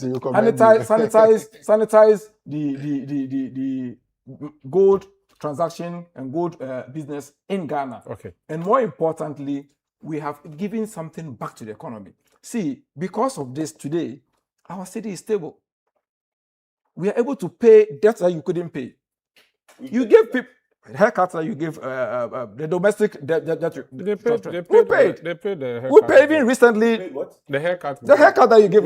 We restored the hairs back. But that debt, who put it there? You put it there. Mahama didn't put it there. You were part of it. You also put it there. Omaru, me and you had this calculation. Omaru, let me proceed. I did not interfere. I did not interfere. I did not interfere. Let me allow me. But it is a fact that they have paid it. We have paid debt that you couldn't pay. We both accumulated. It doesn't matter. But we paid debt that you couldn't pay. You gave Ghanaians, pensioners, and other persons haircut, refused to pay their debt and defer the debt of further payment. We have paid it. Tomorrow, do you appreciate that in 2025, the entire country, Ghana, did not borrow from external sources? But you borrowed. We borrowed where? In 2025, we borrowed from where? Yes, you borrowed from where? In local markets. I say external sources. Make an answer. Messi external sources. You borrowed. Messi external sources. I was just saying borrowed. Whether external sources. You were borrowing to pay maturing debt. You were borrowing. Wait. You see, Morocco should hold his. No, don't worry. Go ahead. Every time I kept quiet. No, don't worry. I'm sorry. You go ahead. To say everything, even when he was wrong. Okay. I appreciated it and allowed him to go on. Please go ahead. You should learn to appreciate that. I have my points to make, and he should also appreciate that. So that say that in 2025, we did not borrow from external sources. We've been able to initiate major infrastructure projects. Big Push is running without any external borrowing. They had to borrow from external sources to pay maturing debt. We have been able to pay debt as at now without borrowing from other sources. So that should tell you that ultimately, the project has achieved its benefits. So the GoldBod agenda was not a bad. Perfect. But I do agree that, listen, we can manage the cost going forward. Okay. Going forward, one of the things that will help significantly is that if you observe the page 6 of the GoldBod financial report, it's stated clearly that there's a grant given by government, 4.5 billion to GoldBod. GoldBod initial operation was supposed to be funded by government because government is the major shareholder of GoldBod. So GoldBod did not receive these funds until December 2025. Now, this money sits in GoldBod's books as its operational funds. It will not have to depend on Bank of Ghana for funding to buy gold. So it's winning itself. So, exactly. Bank of Ghana can decide not to give GoldBod money anymore. Now, GoldBod will buy its gold on its own and now sell it to Bank of Ghana. Okay. The challenge we are going to have is that GoldBod may be now determining the prices to sell to Bank of Ghana. Okay.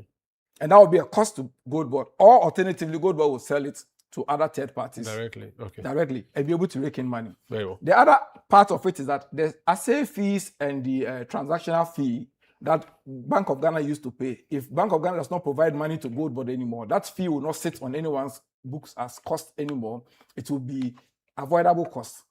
Thank you. The challenge would be how Bank of Ghana will sell its gold at a price that it will be beneficial to the country. If Bank of Ghana sells at a time when gold prices are low, that is a loss to us. If Bank of Ghana sells when the prices are high, it's good for us. Thank you, Lamtek. But this cost we have incurred this year may not be the same going forward because the interventions are improving the system and making the policy better. Larry, I want us to still deal with the benefits, but also let's consider another cost, which is the cost benefit, right? The cost to our environment, which has been mentioned. Yeah. So we are getting gold, we are happy, yay.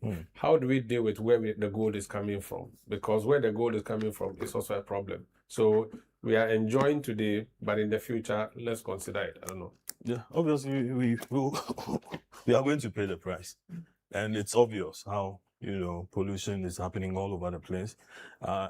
Water bodies, Ghana Water is telling us about the turbidity, every now and then. Food, most often contaminated.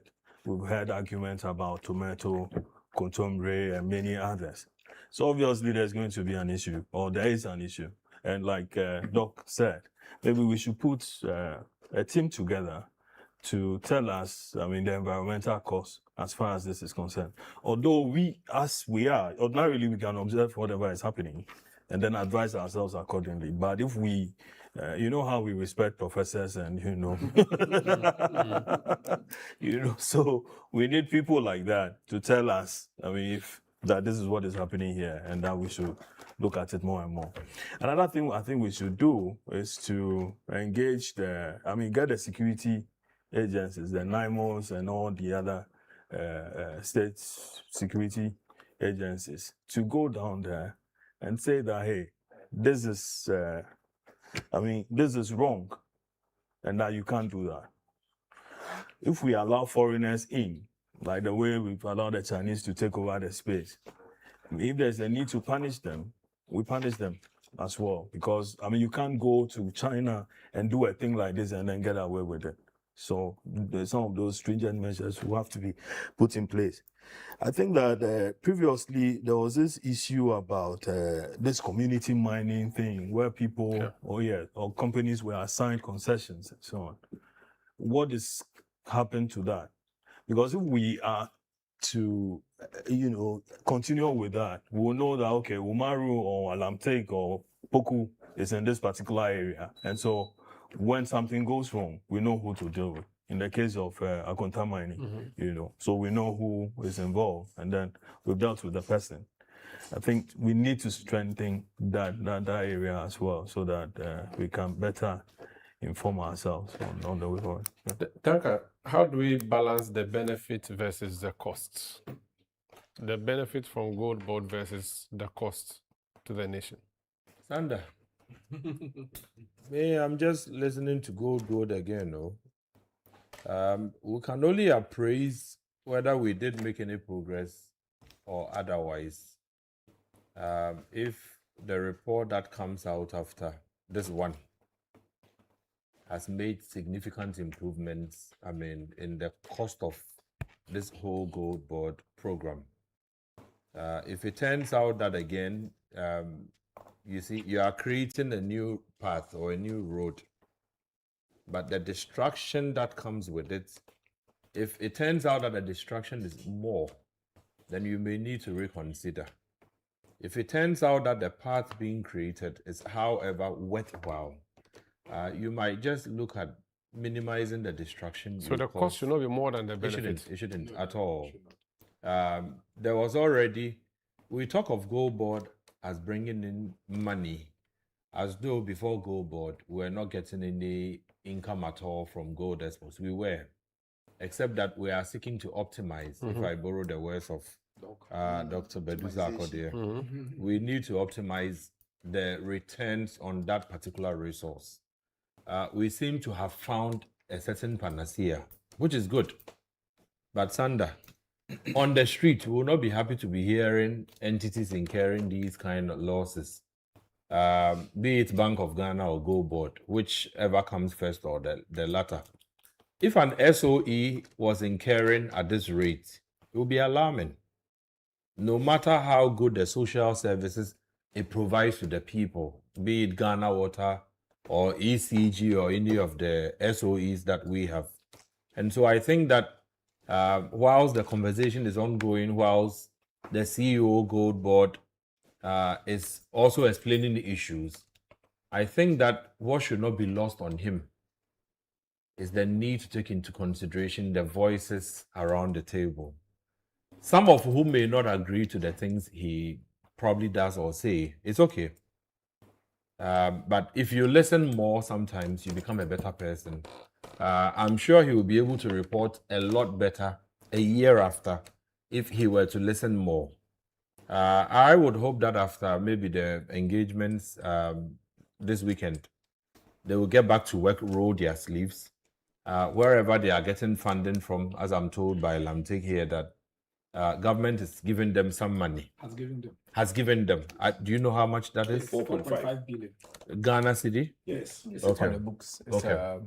page 6 of the report. So says now it. they have a trading capital as an entity. We'll be happy to. This was given when?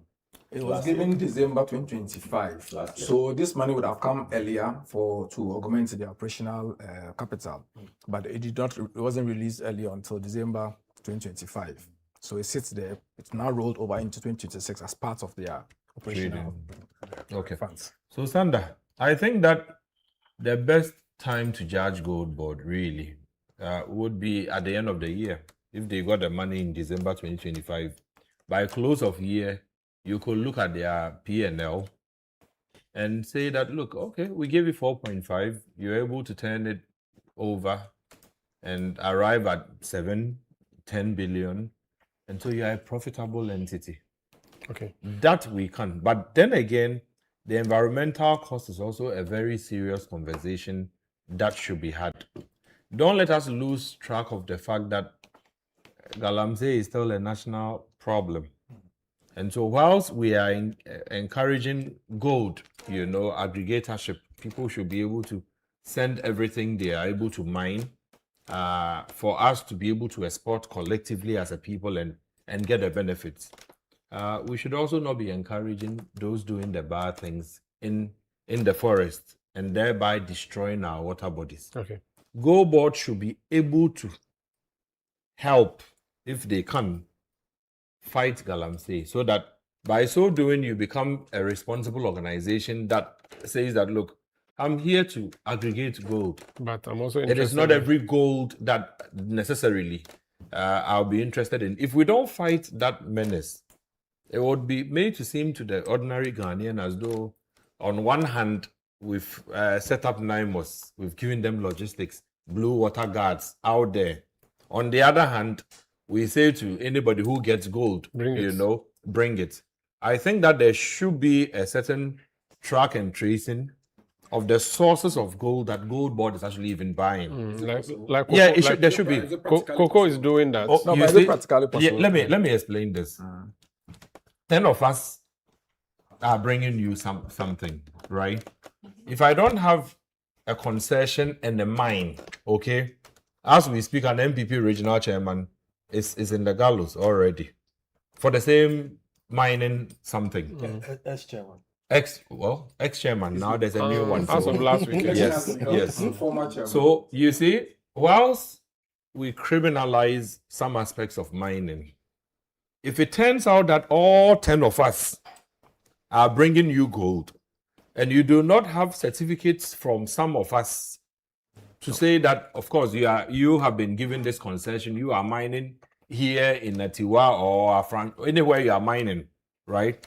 If your documents are not proper and you are still bringing us gold, questions should be asked. I'm thinking that is very practical. The challenge is that the miners are not the ones who sell gold directly. They are intermediaries who buy gold. So the intermediaries are the ones who will ensure that you buy from the right source. But you all know that the intermediaries, they benefit from maximizing their sales. So they are not interested in. But I'm saying that it's working with CocoBod. CocoBod also doesn't go to buy direct. They use licensed buyers, but those licensed buyers know better than buy from a wrong person. So from the farm, cocoa is easy to track some distinctions. Okay, but the challenge. But gold should be easier. Okay, you finish. What I've been told by CocoBod is that every beans that is harvested is tagged and tracked all the way till it enters the ship at Tema. We should be able to do something similar or even better for maybe gold. we can brand the gold. You understand this. Okay. The guy goes to the Galamsey pit. He mines his gold. Once he turns it into gold bars, he's looking for someone to buy. If you walk up to him tomorrow and say that you want to buy the gold at this price, he sells it to you. There is no scientific means to determine that this particular gold was extracted from Upper East in this particular area, and the person who did it did not have license. We can bring. I'm coming. By the middle of this year, it will be Bagay, done. let's move away from talking about. It will be done by the end of this year. I am talking about. I didn't want. I'm talking about practical challenges. I didn't want us. But we can bring in. So because we are not experts here, we can bring in systems that will minimize to a large extent that issue. It can eliminate it, not minimize. So I think I'm saying that what I'm saying is that the CEO of GoldBod has said is something they will do. Yes, he said how they will do it, we don't know yet. And so since we don't know whether I've told you the CocoBod story, I know that part, but I don't know the gold one. I don't know whether gold one is a lot easier. Easier. Okay. Sandra, you see, I operate from the Senate Enclave. My office building, there was some GoldBod operation. I think some people had brought some quantity of gold and they were transacting without GoldBod. They came in, seized everything, and arrested the people. Now, what GoldBod has made, not nice or pleasant, is for Sandra to want to carry gold across Kotoka or find another way to export gold without going through GoldBod. So GoldBod is saying that, look, you cannot sell hold, you cannot, accumulate, do anything in gold without involving us. Yes. And that for me is a good start.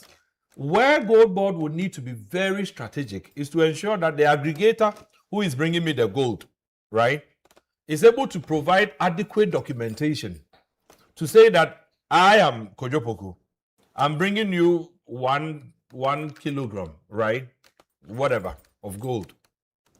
What is the source of Kojo? Where did you get that gold from? I should be able to ask that question. Okay. The systems will have to be in place. That would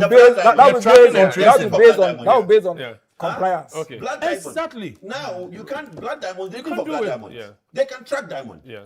You can't track Okay, gold easily. no problem. So we'll get there. And I You think can that, track gentlemen, diamond. So I think what that I Lamte should encourage I'm GoldBod ready to encourage that and to- look to forward get- to it. But I'm saying that, listen, you are talking about that will be post the fact. It is when the person now brings, it's not preventable. Yeah. It is post. It's when the person has now No, brought but- you the gold from but- the wrong but source. if I know he that brought it from the wrong From the if wrong you know source. that you take And it, then they will ask you questions. your point You'll be is you are careful. supposed to seize it, prosecute the person, and then send a signal out there. But the reality is, You need the gold. you need a gold. You yourself So need you a buy gold. it, even if it's wrong. I'm not saying you buy it, So don't but go, you are stretching it. you need to balance. You need to balance The balance will between, have to be done. between But how to tracking and enforce tracing- the tracking Yeah, and to practically get it done. Lamte, no problem. I want us to do 1 minute each around the table before we go to our next topic, which has to do with how the narrative itself has been handled. It has come across as though it's a personal fight between Alexander Afenyo-Markin and Sammy Gyamfi. The conduct of the two personalities leading this particular campaign. What's your assessment? Can it be done in a better way? 100%. It's unfortunate. There's, in one aspect, people are sitting on TV talking about people's image, reputation, and all the sorts, right? And in that same breath, damages the next person's reputation. People have all wild allegations on media, on social media, on radio stations, accusing the minority leader of extortion. And it's out there, right? I was on other platforms when some people attempted and the host shut them down and said, look, you don't have proof here, don't go on that tangent. But we've heard it. We've heard the social media apparatchiks making those allegations, where some people have actually put figures to that. But nobody has proof for that. Soiling the man's image and reputation based on what? Because he came out and put up a document which is a public document. Look, But he had his own narrative. I'll come to you. The Let him. issue at stake is that, look, I have always said that, and that's the conversation that we're having off camera. The personality that leads an institution is very key to how the institution become welcoming or not welcoming to ideas and ingenuity, right? Me and Duncan here work closely in the civil society space. There are CEOs in current administration and in previous administration that would always have an open door policy to ideas. I'm on record to say something nice things about the current Minister of Energy. And some of my people came and said, Kojo, we are fighting. Why? John Jinapor. John Jinapor. Because I feel that the man has an open door policy that I, Kojo Poku, who sits on the other side of his party, can recommend something and the man will listen. That's a good minister. If it was anybody else who was antagonizing and sees me straight away and think, Kojo Poku is from MPP, we wouldn't have that relationship. And I think some of the ideas that has gone to him, and trust me, sometimes I'm sitting there and I'm listening to John talk, and I'm like, hey, this man, at the bottom line, just put, say, this thing was whispered to me. But it's okay. It's Ghana first. You understand? That is how the country moves forward. You don't see that in Sammy Gyamfi? No. Okay. All right. Latik, the personalities involved. Omaru, I have actually wished that my brother Kojo would have avoided this conversation and also raise the bar, elevate the conversation to the issues and leave the issues of personality. But I asked him to. Yes, you asked him. So and he cleverly spoke about how some people have attacked the minority leader and quickly went in to look at who is leading GoldBod. See, let's try as much as possible to isolate it. But if it's becoming difficult to isolate the personality from the issues and the substance, then we will be compelled to discuss the personalities. Mind you, the attack on Sami Gyamfi was initiated by the minority leader. And I don't think that it will be fair on Sami Gyamfi not to respond in like manner. I do appreciate that that was not the main issue. At this stage, we have all come to a settled agreement that the cost of 22 billion as a result of the domestic gold purchase agreement is not a policy, it's not borne by GoldBod, but it's a cost to Bank of Ghana. That is settled, that is factual. But the impression that is being created out there that there will be likely be some prosecutions as a matter of some criminal conduct creates a very wrong narrative. To say that people have said that in the past when you're in opposition, that when you come, we'll jail them. When the tables turn. When the tables. Good enough. But then if there's anything good. No, they've not succeeded yet because of legal vacation. I'm going to recount this. I'll do the same to him again. Omaro, if there is any good thing to learn from the NDC, then people should learn the good ones and leave the bad ones. But if it is the case that they would want to repeat what we have said in the past as the basis to continue the same trend, then the trend will not change. Because if NPP would say that because we said same things in the past when we were in opposition, they will go on that route, then unfortunately we are not helping ourselves. What we need to know here is that it is Afenyo Markins who brought in issues regarding Sami Gyamfi and then made references to bail conditions. Why? Tell me, if you run an administration or you run an agency as an institution, and for that matter, the institution suffers some loss as a result of transactions or operational costs, should that be a basis for any criminal action? It depends on how negligent you were. Negligence is not an offense. No, there's criminal negligence. That is different. Yes. You know what I'm talking about. Yeah. When you have transactions and you took prudent decisions, but the prudent decisions ended up in some cost or loss to the institution, it does not necessarily mean we should consider issues of criminality. But to suggest in the press conference that Sami Gyamfi's bail condition will be onerous. I mean, come on. You are inviting the gentleman to also respond in a particular manner. And to remind you that you sat as the board chair of ECG, and ECG suffered severe losses.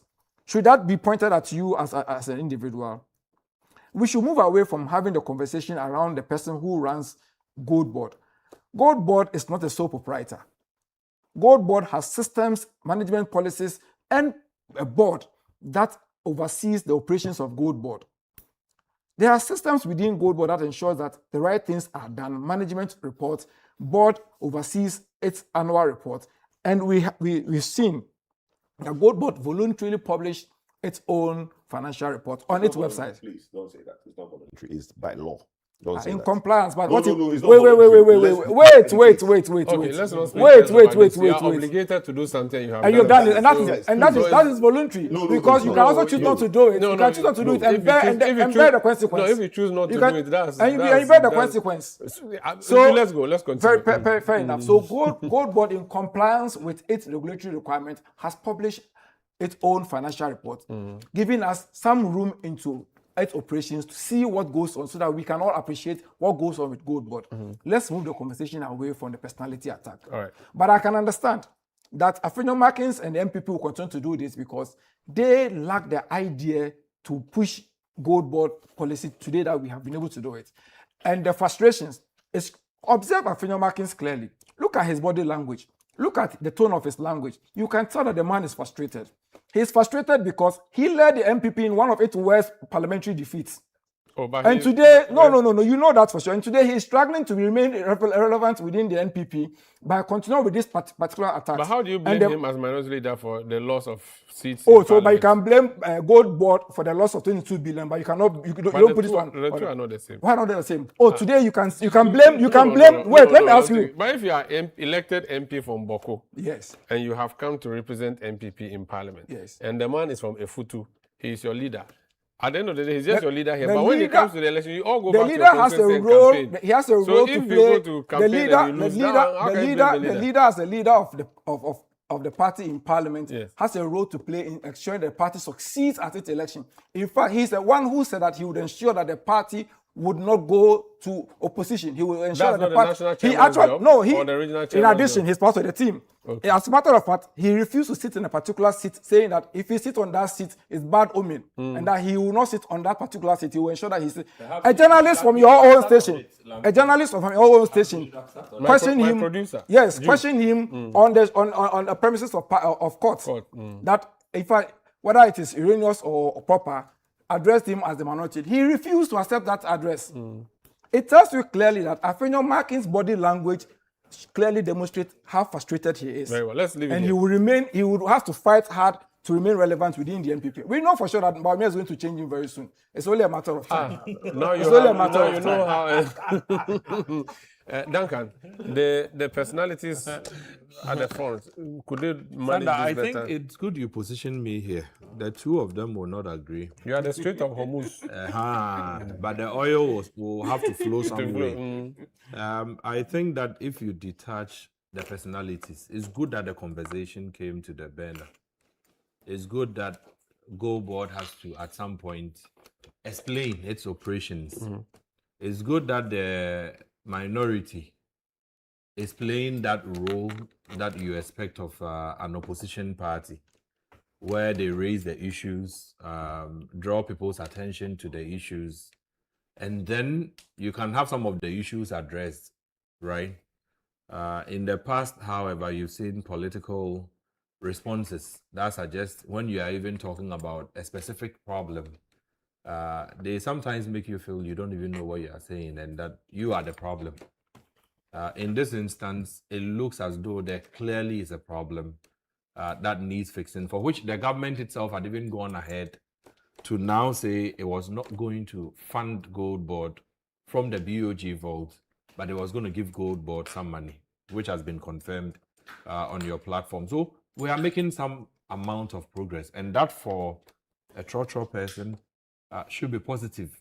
We seem to be carving a certain path that is healthy, except that along the trail has come some issues that would need to be addressed. I think that GoldBod should take this in good faith. Don't antagonize the minority leader unnecessarily. The issue of extortion and 10 million and all of that, would it have come up if this GoldBod issue had not been raised? I think that people should be discerning. It is his job as a minority to bring these matters to the fore. It is the job indeed of Sami Gyamfi to also explain, from where he sits, what exactly has been done. And Devoid I of don't see personal any attacks. wrong being done on his part. The whole thing, the whole program had a design flaw based on the exchange differentials. And that in itself, if not explained properly, would make you believe that there's a loss. So some Ghanaians will think that Sami Gyamfi has collected 1.7 billion and pocketed it and is chopping the, that is not the truth. But it's good that the issues come to the burner because it's also in the interest of Sami Gyamfi that the matter is even being discussed now. Because imagine another couple of years, power has changed hands. And then the issues then come up, right, where he has to defend from the position of an ex-government appointee. Mostly, people don't want to listen to ex-government officials. Right. They think that they're guilty already. We'll put you there, you have gone to steal so much, where we are there, the fact that your cheeks. I was on your platform once when the MPP guys decided to take my photo, then and now, and say that since NDC came, I have grown fat. I have been this fat. Kojo, you've known me. Have I grown fat? I have been. I have called him to give witness. Let's hear from Larry. Let's hear. I thought that you run No, don't run away from location. That's a security issue. Let me hear Larry. You know them. Approach Let's hear Larry, please. Approach is everything. Advising this gentleman, Afenyo Markin, I would have said that, listen, use some other process towards getting the same answers you want to get. So someone, the BOG governor, for instance, or even the Minister of Finance, to respond to the questions you have in Parliament. Okay, then the discussion can flow from there. Now, another thing that we could do that Sammy Jemfi should have done was that once the man accused you directly and suggested that, hey, it is you who is, let's say you pocketed some money, quote and unquote, it should be that get your board chairman to respond to speak to the issues. Why the board chair? Oh no, the board chair. Why he could speak to it. It's against you in person. Why should the board chairman answer for you? Once the man accuses you and suggested you were a thief, I mean, there's a certain, you assume a certain posture. You shouldn't respond directly. No, you could. Larry, somebody could respond on your behalf, speaking to the issues as it were. That listen, this is the operations of GoldBod, and that this is where we had come from. Speaking to the documents that you see, IMF it will be seen put as out there. Sammy Jemfi is running away from accountability. Do you know what I'm coming? Do you know why I'm saying that? Sammy Jemfi is being given the same treatment as Fifi Quote. Sammy had led the communication of NDC, same way Fifi Quote also did. And you recall Fifi's vetting, that took, I think, 2 days or so. Several hours. So things that he had said on the political platform, on gold and other matters, exactly, became part of the discussion during his vetting. So that is what Sammy is facing now. All that he's doing, good or bad, is seen from the lenses of Sammy Jemfi, the communication director, who was very vociferous, very... He's still the communication director. Yes, but I'm saying that... And he achieved a lot in opposition and led you into opposition. So, you know... He pushed you guys out of government. So, for me, like going by what this man said, Neil Van der Poel said, the platform also that was used. Don't bring Neil Ante, please. I beg you. He's apologized and moved on. I think Neil Ante apologizing for what? He apologized. Apologizing for what? What did he apologize? He said that he didn't say it. Man can't. But you know something? So, I mean, because party people were going after him. He's had to apologize for advising. Listen, I have sat on some of your... Because party people have gone after him. Could you a moment? I have sat on some of your programs and said that this whole thing about government accountability, program, we could move it away from the presidency. But the presidency is the heart of the government, and the government wants to be accountable. I mean, how about the Minister of Information? Yeah, he's the one who coordinates. So that you could even open the space for other journalists like you and I to go in there. He uses the presidential press call. I'm coming. Yes, what is happening is the presidential press call. They might, the next moment you go and ask a question that is not remove you from there. They could remove you from there. So open the space, allow others to. Like they used to do at Information Ministry. Thank you. Meet the press. For me, I feel that is a better approach. Now, whatever you say outside the presidency, it is you who is, you are speaking on a different platform.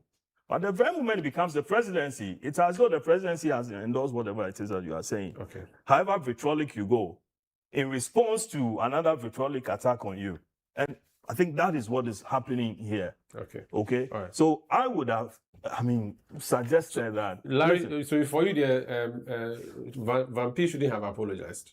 No, I don't think, I think he apologized because, the man is going to contest for NDC chairmanship. And the people are going after him. You get it. So then quickly he has to throw in a soft chairman. You see, he has to throw in a towel and say that, listen, I'm sorry. Okay. Sorry for what? Okay. You get it. But moving forward, I feel also that this whole thing is beginning to look like a one-man show. We should broaden the space. Others should speak to the issues as well. It shouldn't always be Sammy Jemfi leading the Because tomorrow, if it's not there, that institution has to move on.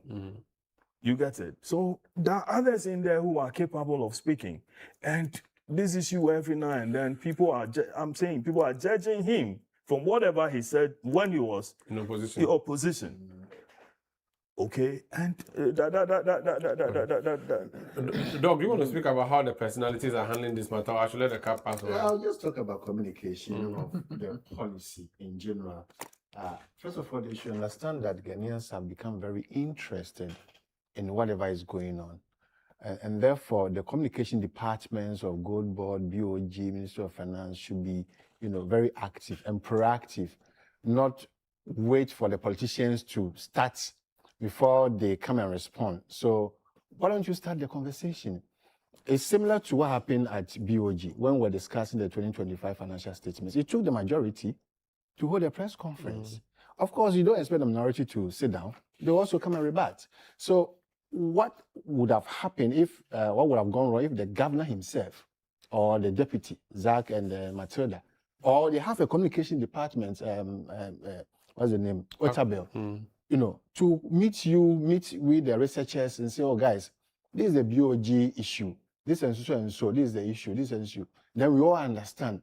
But once you give it to, even on this platform, look at what our friends are doing. If you give it to them, if you give it to them, we will not understand anything. Okay. Right. So I think the communications departments of this must always be proactive, go ahead and then meet us, discuss the issues. But then, you know, but the whole thing, you know, like the BOG financial statement and now the GoldBod issue is over politicized. Okay.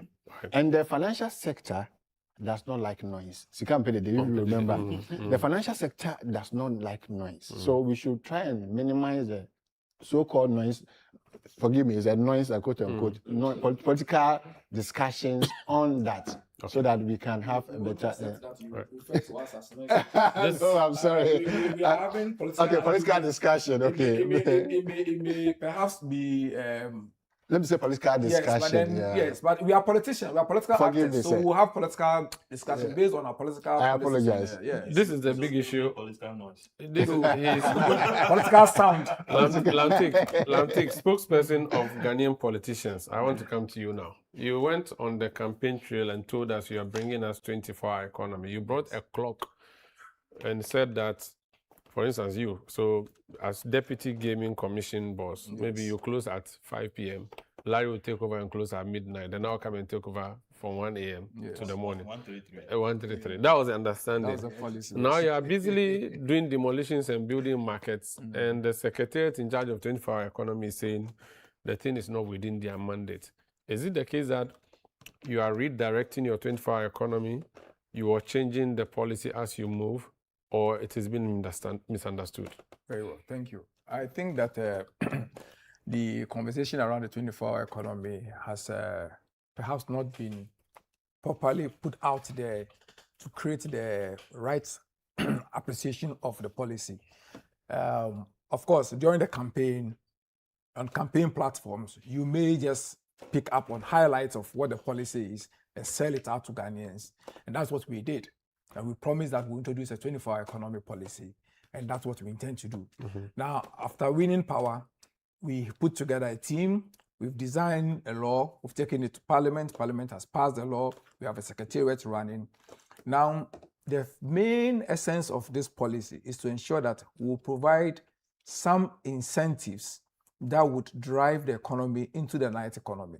So that where businesses are closing early at 5 p.m. or 6 p.m., there will be the need for some of them to have an extended period of working, so that that would enhance economic activities and increase productivity generally. One of the key things is to provide security. See if we can enhance security at transaction points. Is it at filling stations? Is it at shops? Is it at other places that ordinarily will close early? So that these places would have the opportunity to work, knowing that there's security that will protect them against thieves, against robbers, against people who attack them. And then workers can close and get access to transport going home. Generally, by 10 p.m. or getting to that time, most truck drivers would have parked their vehicles. If they know for sure that there are passengers on the street to pick, and there's enough security out there, that would enhance the provision of transport services, which would push people to go to their point of residence and come back the next day for work. Now, one other key thing was to also change some of the working times within government public services, so that some public institutions, instead of closing at 5 p.m., would begin to close later in the day to enhance productivity and to give more room for us to bring in people. But we are not seeing any of this happening. We've seen some of it. It's just that it's not the very, it's not at a very and on high Fridays point. at 1 p.m. I mean, we've seen some institutions like DVLA now working beyond the regular 5 p.m. DVLA works till about 10 p.m. No, at Adenta is 24 hours. Thank you. But that's the only one I have seen. Yes, but the one at Kwabenya, which is the major place in Accra, that is the head office in Accra, also works in the same manner. Okay. Closes very late. Then we have National Identification Authority also giving similar services. The Passport Office giving similar services. So we have some state institutions doing it. But I must admit also that we haven't been able to push it to a point where we have a significant change from the regular working hours of 8 to 5 to perhaps working hours of about 10 p.m. Can an institution, for instance, like Gaming Commission, where you work at, do 24 hours? What typically would you do at 2 a.m.? Not exactly. Not exactly. But we do work beyond the regular hours because we have a monitoring part of our work. And in fact, the core part of the Gaming Commission work also includes working late because most of the gaming operators, particularly casinos and other gambling centers, run night. Then you should be doing 24 hours. So that's why I say that a component of our operation is already running a 24-hour. I should ask him whether City can do.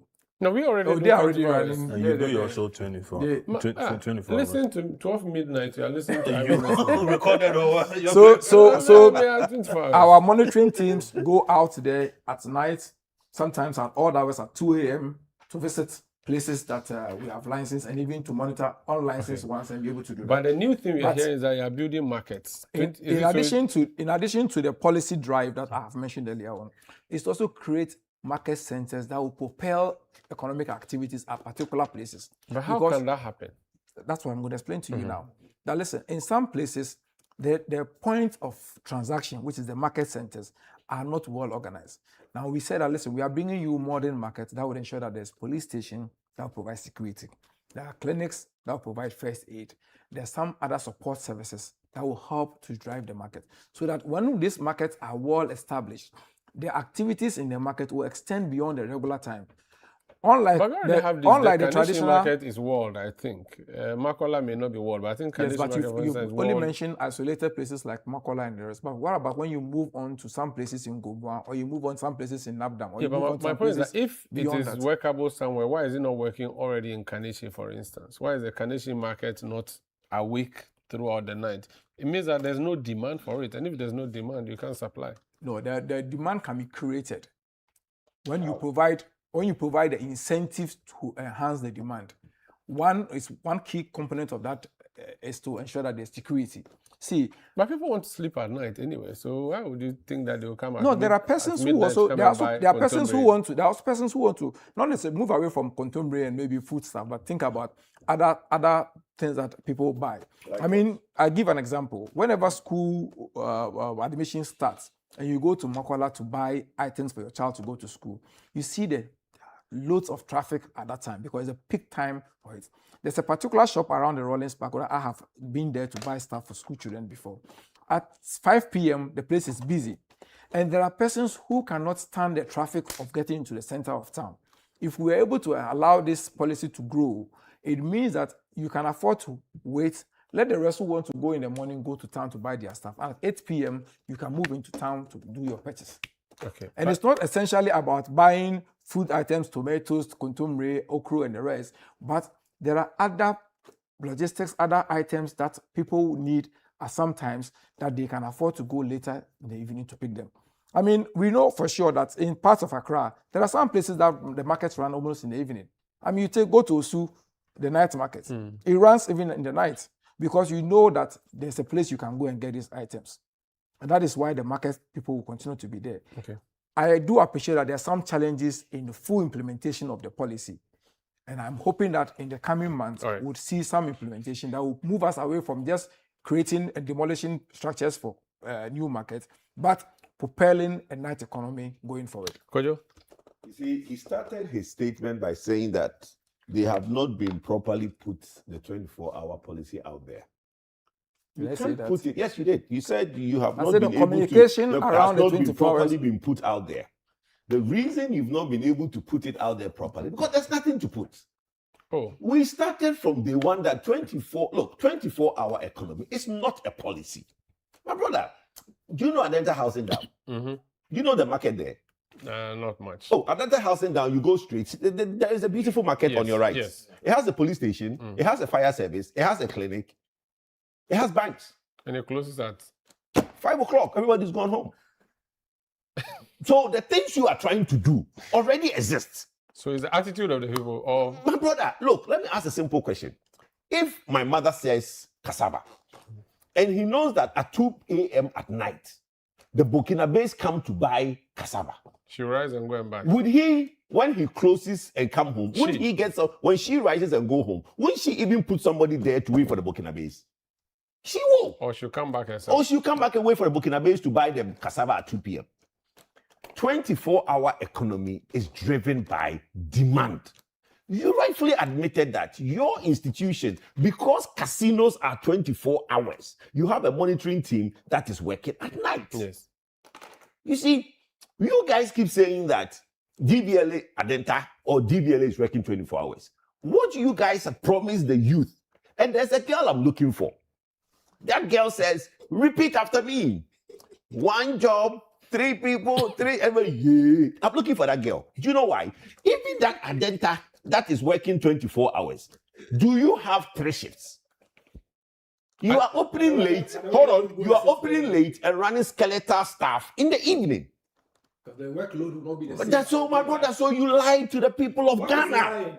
So maybe they You cannot, my brother. Not how lie. Maybe are not, you going maybe to not see? lie. Maybe miscalculated. See, Omar, I'm a well-traveled guy. There is no. It means that you have seen that New York there City is doesn't no. sleep. Listen, go to Times Square. Listen, Don't put himself. go to Not Times everything. Square. Go to Times Square don't at sleep. 2 a.m. They don't sleep. Yes. Hold on. Go to Times Square at 2 a.m. Yes. There's activity. Yes. Go to Bantima at 2 a.m. There's activity. Nima. Go to Osu at 2 a.m. There's activity. Why? There's a demand. Mm-hmm. Government cannot create demand. That's something out of your purview. But Times Square was created deliberately. No, it was created, but you see, he used a very beautiful word. If we give it time to grow, So commercial activities grow by, you see, So they are government has no You business can- in business. You can provide. You see, what catalyst- we you can keep provide telling them catalyst that you are a to government. enhance the growth. Bro, what catalyst? When President Mahama came to talk, what did he say? The same thing we were giving under 1D, 1F that you came and took away is the same thing President Mahama said he's going to give to 1D, 24-hour businesses. Import-free duties on importation and what else? Access to capital. Same thing we're doing under 1D, So for you, the 1F. 24-hour is not. It is not a policy, Omaru. It's not. So Emfa. Look, now you are building markets. Have you seen what's going on across the country? People are telling you that we live here. Even in some communities, their market days. Yeah, 4 days. Every 4 days. You understand? It's not even every day. That is how shallow their thinking is. Even in some communities where you are, in my own town, my dad's town, Mamponting, there's a Mamponting market. You guys, we thought you guys would use the money for the 20 to complete the Mamponting market. You've gone and taken another land to now build the 24-hour market. You are admitting that it's not only about food. In any market you see across the country, what is the majority of things sold in those markets? Food stuff. It's food stuff. So I don't know whether the NDC have an undertaking with the ghost and the cemetery people to come out during the night. Because you know when we were kids, Omaru, until I was a certain age, I had a thinking that at night, there are things flying in the air. That's what we all thought when you are a kid. Because nobody goes out at night. Around midnight. Around after midnight, things fly in the air. Witches and wizards. And there are sparkles and everything. Yeah. And you see some old lady, they say, oh, yeah, so our thinking was that, thank you, that after certain times, certain things fly around. Are they the ones that you guys have gone and done an undertaking with, an MOU with, to go and come out at night to buy? What are you guys at all trying to achieve? Okay. My brother, let's be honest with Ghanaians. You see, my fear, and I've said this on your show several times. The reason I came out of full-time entrepreneurship and came into this frontline politics is that I have a fear for politics. If we are not careful and we keep thinking that people's brain, if we don't stop that, politics in this country will die. Thank you. Duncan, as you didn't come out because of your presidential ambition. That was the reason I want to be president. so I give people jackets so that now overchingu. Duncan, the truck drivers. The presidents in Atonzu. Oh, how? Don't say this. Don't say. There's hope. After Bami has finished his 2 terms, he may come. By that time, in 10 years. He's not the one coming. Why? Who is coming? Hey, he has a brother who is also in the midst. Napo is coming. Duncan Amwa. Kojo de Atonsu. Dankanama. Santa. The So drivers, yes. do The they like trot. 24-hour economy? Yes, the trot people want 24 hours. To carry who? Ghosts? And witches? That's what the MOU includes them. Santa. That's what I'm saying. I would want to premise all of this on 3 legs. For me, 24-hour economy, well intentioned. Is it well structured to deliver any meaningful outcome in 4 years? My answer would be no. Has it been given the kind of attention by the government itself such that what was promised could be realized? Secondly, my answer would be no. Again, is the government itself taking steps towards making the Ghanaian go with the 24-hour economy? The answer again is no. And I would explain this.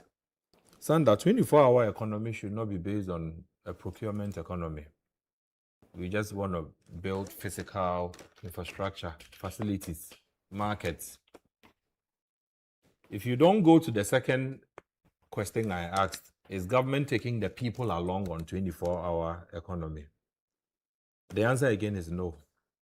If you don't, that doesn't happen where I can close from work 5 o'clock. Instead of rushing home, there's a deliberate program, right? Something that government leads, the Black Star experience as was introduced. That says that, we can have some bit of entertainment here. We can have green parks where We people can have go and spend the evening, just sit down and chill. You can have the odor flowing and being clean, where you can go and sit down and catch fish. No. It will still happen anyway. In the dark. In the dark. Not you under- see? But you see, when you do other countries that work 24 hours, Sandra, you know what happens? They have the day economy and the night economy. And you can, I don't care about Amsterdam. Go and do your bar things there. What is Amsterdam? Red light district. That's where he goes. He just said it. What is that? He just said it. What district is that? Google it. Red light district. Google it. All kinds of things will happen. So they can run a 24 But we hour. have that around Togo Embassy already. Well, Togo Embassy roundabout. Sanda, I haven't been there. My wife is actually listening. How so about Oxford Street? Save me this. Oxford. Oxford Street. Let this cap. Let this part. Already they are looking for me. Yesterday was 5 years in marriage. They are looking for me. I beg you. I don't know red lights. I don't know. Don't know anything. I don't know want any anything. trouble, yeah. But day economy, night economy. The day economy in Ghana does not only emanate from the economic activities, but a certain social consciousness of the people. Like Kojo said, there is this tendency to believe that if you go out at night, armed robbers will shoot you, you will meet witches, you will meet all kinds of unfortunate stuff. And that happens right at infancy. For me, when I was growing up, when it's 7 o'clock, the main gate is locked, don't go out. So it tells you that night is not useful. To the average Ghanaian mind, the night It's for sleeping. is for sleeping and other things. Watch TV in your room, stay in the room. You don't whistle. You don't do too many things. So if you don't whistle, you have a whistle that that's in the place. You Or for planting. You can't play football. You can't play football at For night. planting for food and job. Sandra, planting for food and jobs. Akoko nkete nkete. There should be a certain deliberate program by government that encourages night work. In Dubai, they do their construction at night. Sandra, thank you. I was coming there, actually. The night economy. It is not always going to be buying and selling at night. Can fix our roads at night so that we Fix your roads at night. See, their factories should be running at night.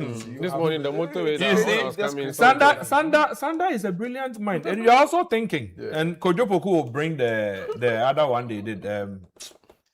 Every one district, one factory. Yours was another example of 24-hour economy, but you couldn't handle one it. village, They didn't do One much. village, one dam. They didn't build dams. Okay, but let me leave Kojo for now. And for me, 1 million. and for me so that I can come to my So palace. Sanda, you see, the day economy It's completely different from the night economy. In a lot of the places that the night economy runs, some of these guys will sleep in the night. That's when they come out to do their businesses. And you can tell by the traffic flow on those streets. The Sakawa boys. Sandra, not those are the illegal economies. But it's also an economy. But the night economy, It like you oils said, the general economy. Sandra, if your road construction could naturally be done at night, it will take government being deliberate in its thinking. That says that daytime allow the people to go to work. At night, you can block a lot of the roads because traffic flow would have been minimized. When the people realize that there's improved security, there's improved lighting. Sandra, I was happy when the Greater Accra Regional Minister made a pledge that she was going to light up Accra. Was it in 45 days after she comes to office? Yes, I was happy. Some effort has been made by her. Atomic, where I live, the street lights all of a sudden seem to be functioning. It's good. When you are returning home 10 p.m., 11 p.m., you don't have the fear. You can stop by a shop at 10, 11 p.m. and buy something without the fear. So government owes it a duty to the people to improve, one, security generally at night. I think not that just police checkpoints, which no, where they stop you and then salute and they only collect whatever they will collect, and sometimes Your boys are on the ground and they leave you. Sandra, I would be happy if Mr. IGP can help this government. The number of men you put out there in the daytime, double it at night. We don't want just the stop police checkpoints. We want to see them. I mean, the police people are around. When I park my car, I know that Obia and Kochit, nobody will pull a gun on me or some knife. The motorbikes, the motor guys will not come and collect my phone. One of the reasons Dubai can function at night, if you commit a crime, they will find you. CCTV all over the place. So government does not, for me, have a business going to build markets. I don't subscribe to that create one. the avenue. Create the environment such that if I could afford to get home at 9 and I can do 2 more hours outside. And you can explain when you get home. Sandra, there will be the understanding because, you know, our women, some of them would have loved to go to the salons even at night, but they fear. So they sleep. And then we congest everything within the daytime period. 12 hours. The 12-hour period. The other 12-hour period is wasted because it's dark. I think that government should restructure, reprogram itself, and deliver something visible so that the Ghanaian can go with it. If you don't do that, look, you can build an ultra-modern market, right, in a village. If their culture, subculture is to sleep by 6 p.m., that market will be there in ruins. You would have wasted all that money, all that effort. Whereas if you had provided some semblance of security, improved street lighting in the community, given those shops around, right, some incentives to trade at night. Okay, if you are looking for drugs or you are looking for food You items, mean medicine. anything, you know, When you say pharmacies drugs at night, should not close. Pharmacies should not close. A lot of them do 24 hours anyway, so Most of them also close. yeah. By 10 p.m. Some write 24 hours, but when you go there, they are gone. A lot of them. Hospitals. Yeah, they can run 24 hours. Yeah. Because you know why? There's the demand. Yeah. No, it's not that. There's one on the Westlands Even these Road. vulcanizers, they should operate 24 Operate. hours. The guy who I comes. said, do get here, promise them free, cheap electricity. That didn't happen. Let me come to life. Let me come. So, But that's the truth. I couldn't. Let me just a minute land. Night economy, intelligent traffic control. So a lot will rest with the police. The IGP should not think that when they talk of the 24-hour economy, 24 hours would mean that improved security for everybody. And if the Ghanaian realizes that they can sit out in the lounges and enjoy themselves and nobody will break into their vehicles, right? They will. Okay. Allow them to enjoy themselves at night if they so will. Very well. Allow the farmers who may want to go to the farm quickly. Provide some lightening, something. Let us see an economy that is turning around, you know, such that we don't waste the remaining 12 hours every day just sleeping, but something being done. Or Demand watching and TikTok. supply that can be engineered. So you agree that Markets government can create the demand? Government would need to create that demand. Absolutely. No, you see, Sandra, I don't subscribe to what Kujo said that government has no business No, creating that is a demand. private, Government can engineer that private demand. sector, private people. You can engineer the demand, the market segmentation. Okay. There could be certain types of items, right, whose prices naturally could be a bit cheaper at night. At night. For me, like petrol, I'll be very frank.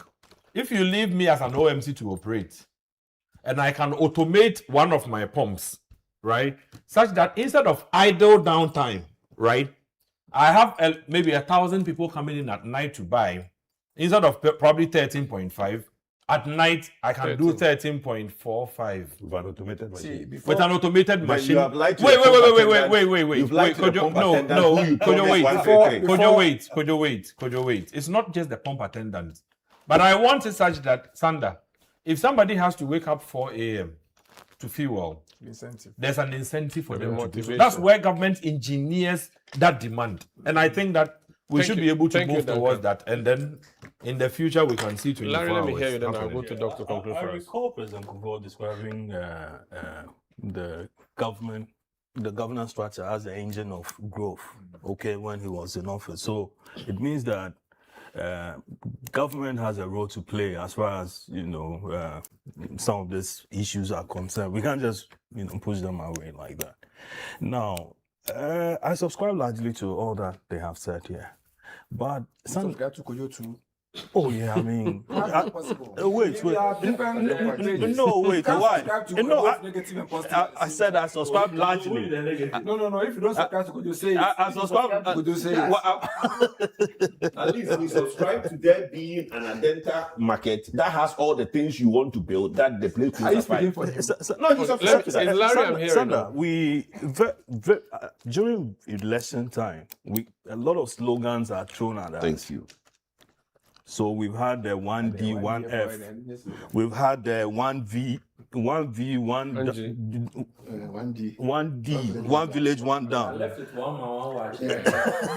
Planting for food and jobs. Yeah, planting for food and jobs. Planting for exports. Planting for something. At the end of the day, that particular policy was reduced to plantain.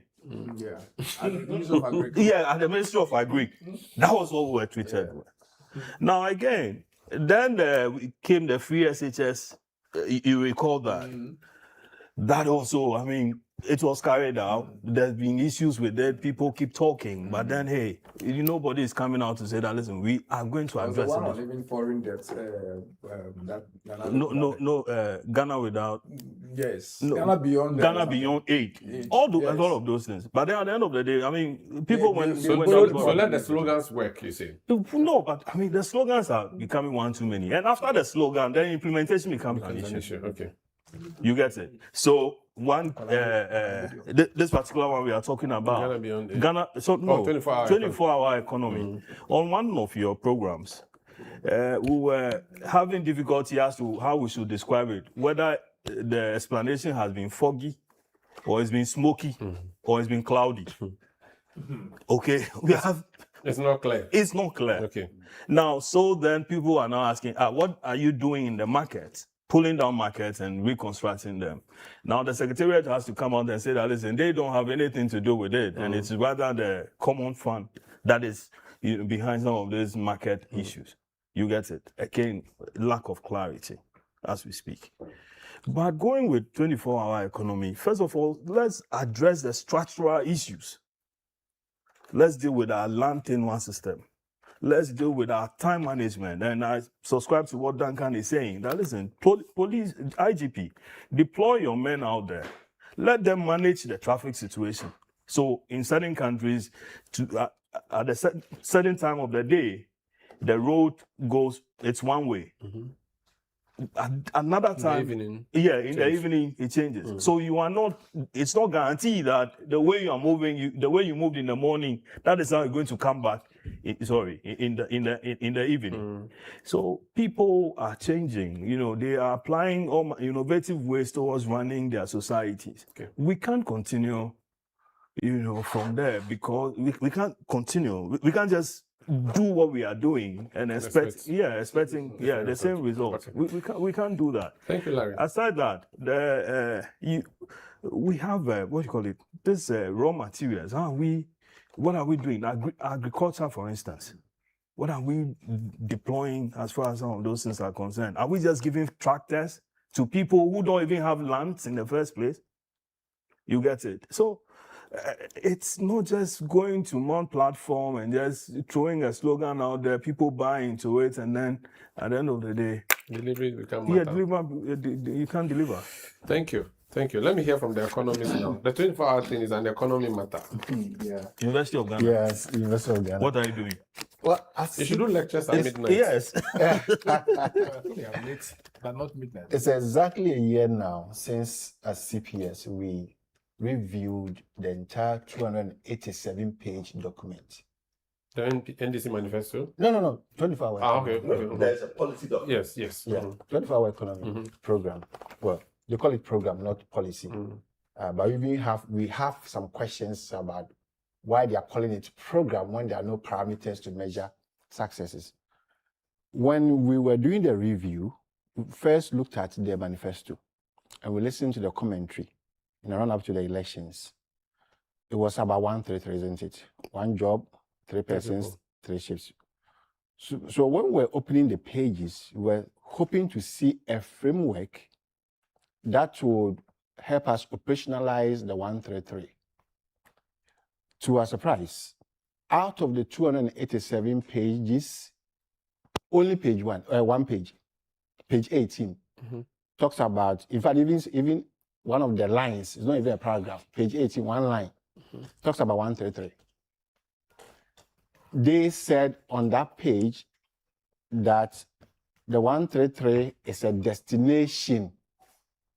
Economic transformation is the process to get us to the destination. And therefore, if you look at everything else, apart from that page, it's about economic transformation. That's why they have the 8 sessions, Grow 24, Make 24, Connect 24, Aspire 24, and all that. Fantastic ideas in the document. It actually diagnoses Ghana's economic problems. In fact, when we read it, we were so happy to see the ideas in that document.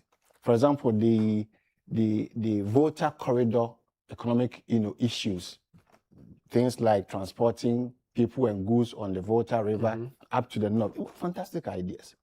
We also saw that the 24-hour economy program document compares with other documents that we've seen before, like Ghana Beyond Aid and 1D, 1F, and then Planting for Food and Jobs. You saw that duplicity. Another duplicity that we saw was also the functions of NDPC versus the functions of the Secretariat. So NDPC is drawing a plan for agriculture transformation. 24-hour economy is also having a plan for agriculture transformation. Whose one should we take? Did you see the current duplicity of the local government building markets and the Secretariat saying they don't know about it? Okay. No, and I'll come there. So, and we also had an issue with the setting up of a Secretariat. We should try as much as possible as a country to have institutional development. Let's believe in our institutions. I'm sure whatever the Secretariat is doing, the Agric Ministry or the Ministry of Trade and Industry could do that if we develop the capacity of the people in that, so that we can have institutional memory, said that when there's a change in power, because I'm sure if Kojo and his team win election, they'll get rid of that Secretariat. And so what will become all the investments that we've made in that. So we have a challenge with that. And then the costing of it. We were told that the money will come from private sector. In fact, in the budget, the government provided a seed of 110 million Ghana cedis. And then the Secretariat is saying that they have been able to procure about $5 million. His narrative is beginning to sound like the National Cathedral. $5 million for the private sector to start their business. So what we found is that the promise was not what was contained in the document. It was just one page. And now we wake up one day and we are seeing construction of markets and fuel stations and what have you. You promise 133. You come to the document, you say we have to transform the economy before we can get the 133. And then we wake up, you are building markets.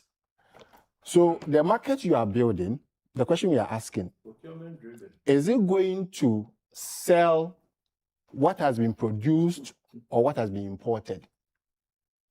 That's a very good question. You have to answer that. Okay. Because so you are saying we should transform before the 133 and now the market. So where do we place the market? And that's why I linked this one to my earlier conversation about the GoldBod. I said, once we have achieved stability, we should make the effort to transform the economy because the cost of transformation now is lower because of the stability. If we do not take advantage of this low inflation, low exchange rate and all that, and we allow them to pick up again, it will be more expensive to do the transformation. That's why all of us were happy about the 24-hour economy policy or program. But as it stands now, it's not what we are seeing. Thank you, Doc. I want to bring the messages from our listeners before we end the conversation this morning. And we didn't announce the line, so they didn't know the numbers to send. Your friends? Yes. Oh, I announced this line so many. The NDC Abu communicated. Yahuza from Tolong says, GoldBod's activities deserve serious scrutiny, particularly regarding financial accountability, reported losses, transparency, and environmental distraction. That is from Yahuza. This one says, you believe the NPP via Apenyo Marking at your own risk. Under their watch in government, the likes of Apenyo Marking, Kojo Ponkruma, etc. kept mute when Nanado, as president, and his cousin Ken Ofori-Atta, former finance minister, messed up our economy. That's Papa BCU in Spintex. I believe the GoldBod CEO statement over the week laid this issue to rest, which leaves the minority leader and the NPP struggling for answers. That's Jones Aduboy in La. Alhaji Hamza from Pig Farm says, why is it that Apenyo Marking and the minority have refused to speak to the issue of the $400 million loss incurred in 2024? This one says, my name is Roger from Bolgatanga Central. Please tell my brother Lamtik that today is my first day of watching him. He's a very good communicator, and I like the way he didn't allow Kojo Poku's propaganda to defeat him. Okay. This one says, NDC's 24-hour market initiative is not merely about buying and selling. It is a holistic approach to boosting local economies. That's Will's Yoga in Abutia 30. This one says, thanks for the good work from Mother Ghana. That's Cornelius from Sunyani West. Thank you all for sending your messages. Most appreciated, and it's been great having you follow us on the big issue. I am Umaru Sandamadu. In studio, I had Kojo Nsafua-Poku. He's an energy analyst, a member of the New Patriotic Party. Dr. Edu Owusu-Sarkodie is an executive director for the Center for Policy Scrutiny and also a lecturer at the University of Ghana. Dan Kanamo is executive director of COPEC. Larry Alansdobe, editor of the Herald newspaper. And who have I left out? Nobody. I have left you out. Lamtik Apanga is deputy. My G is actually silent. Let me just. Okay, so Lamti, like Yes. like Lamti is a lawyer and a member of the NDC, deputy CEO, Gaming Commission. It's been great coming your way. We'll be back. I am Umaru Sandamado. See you next week on the big issue. Thank you.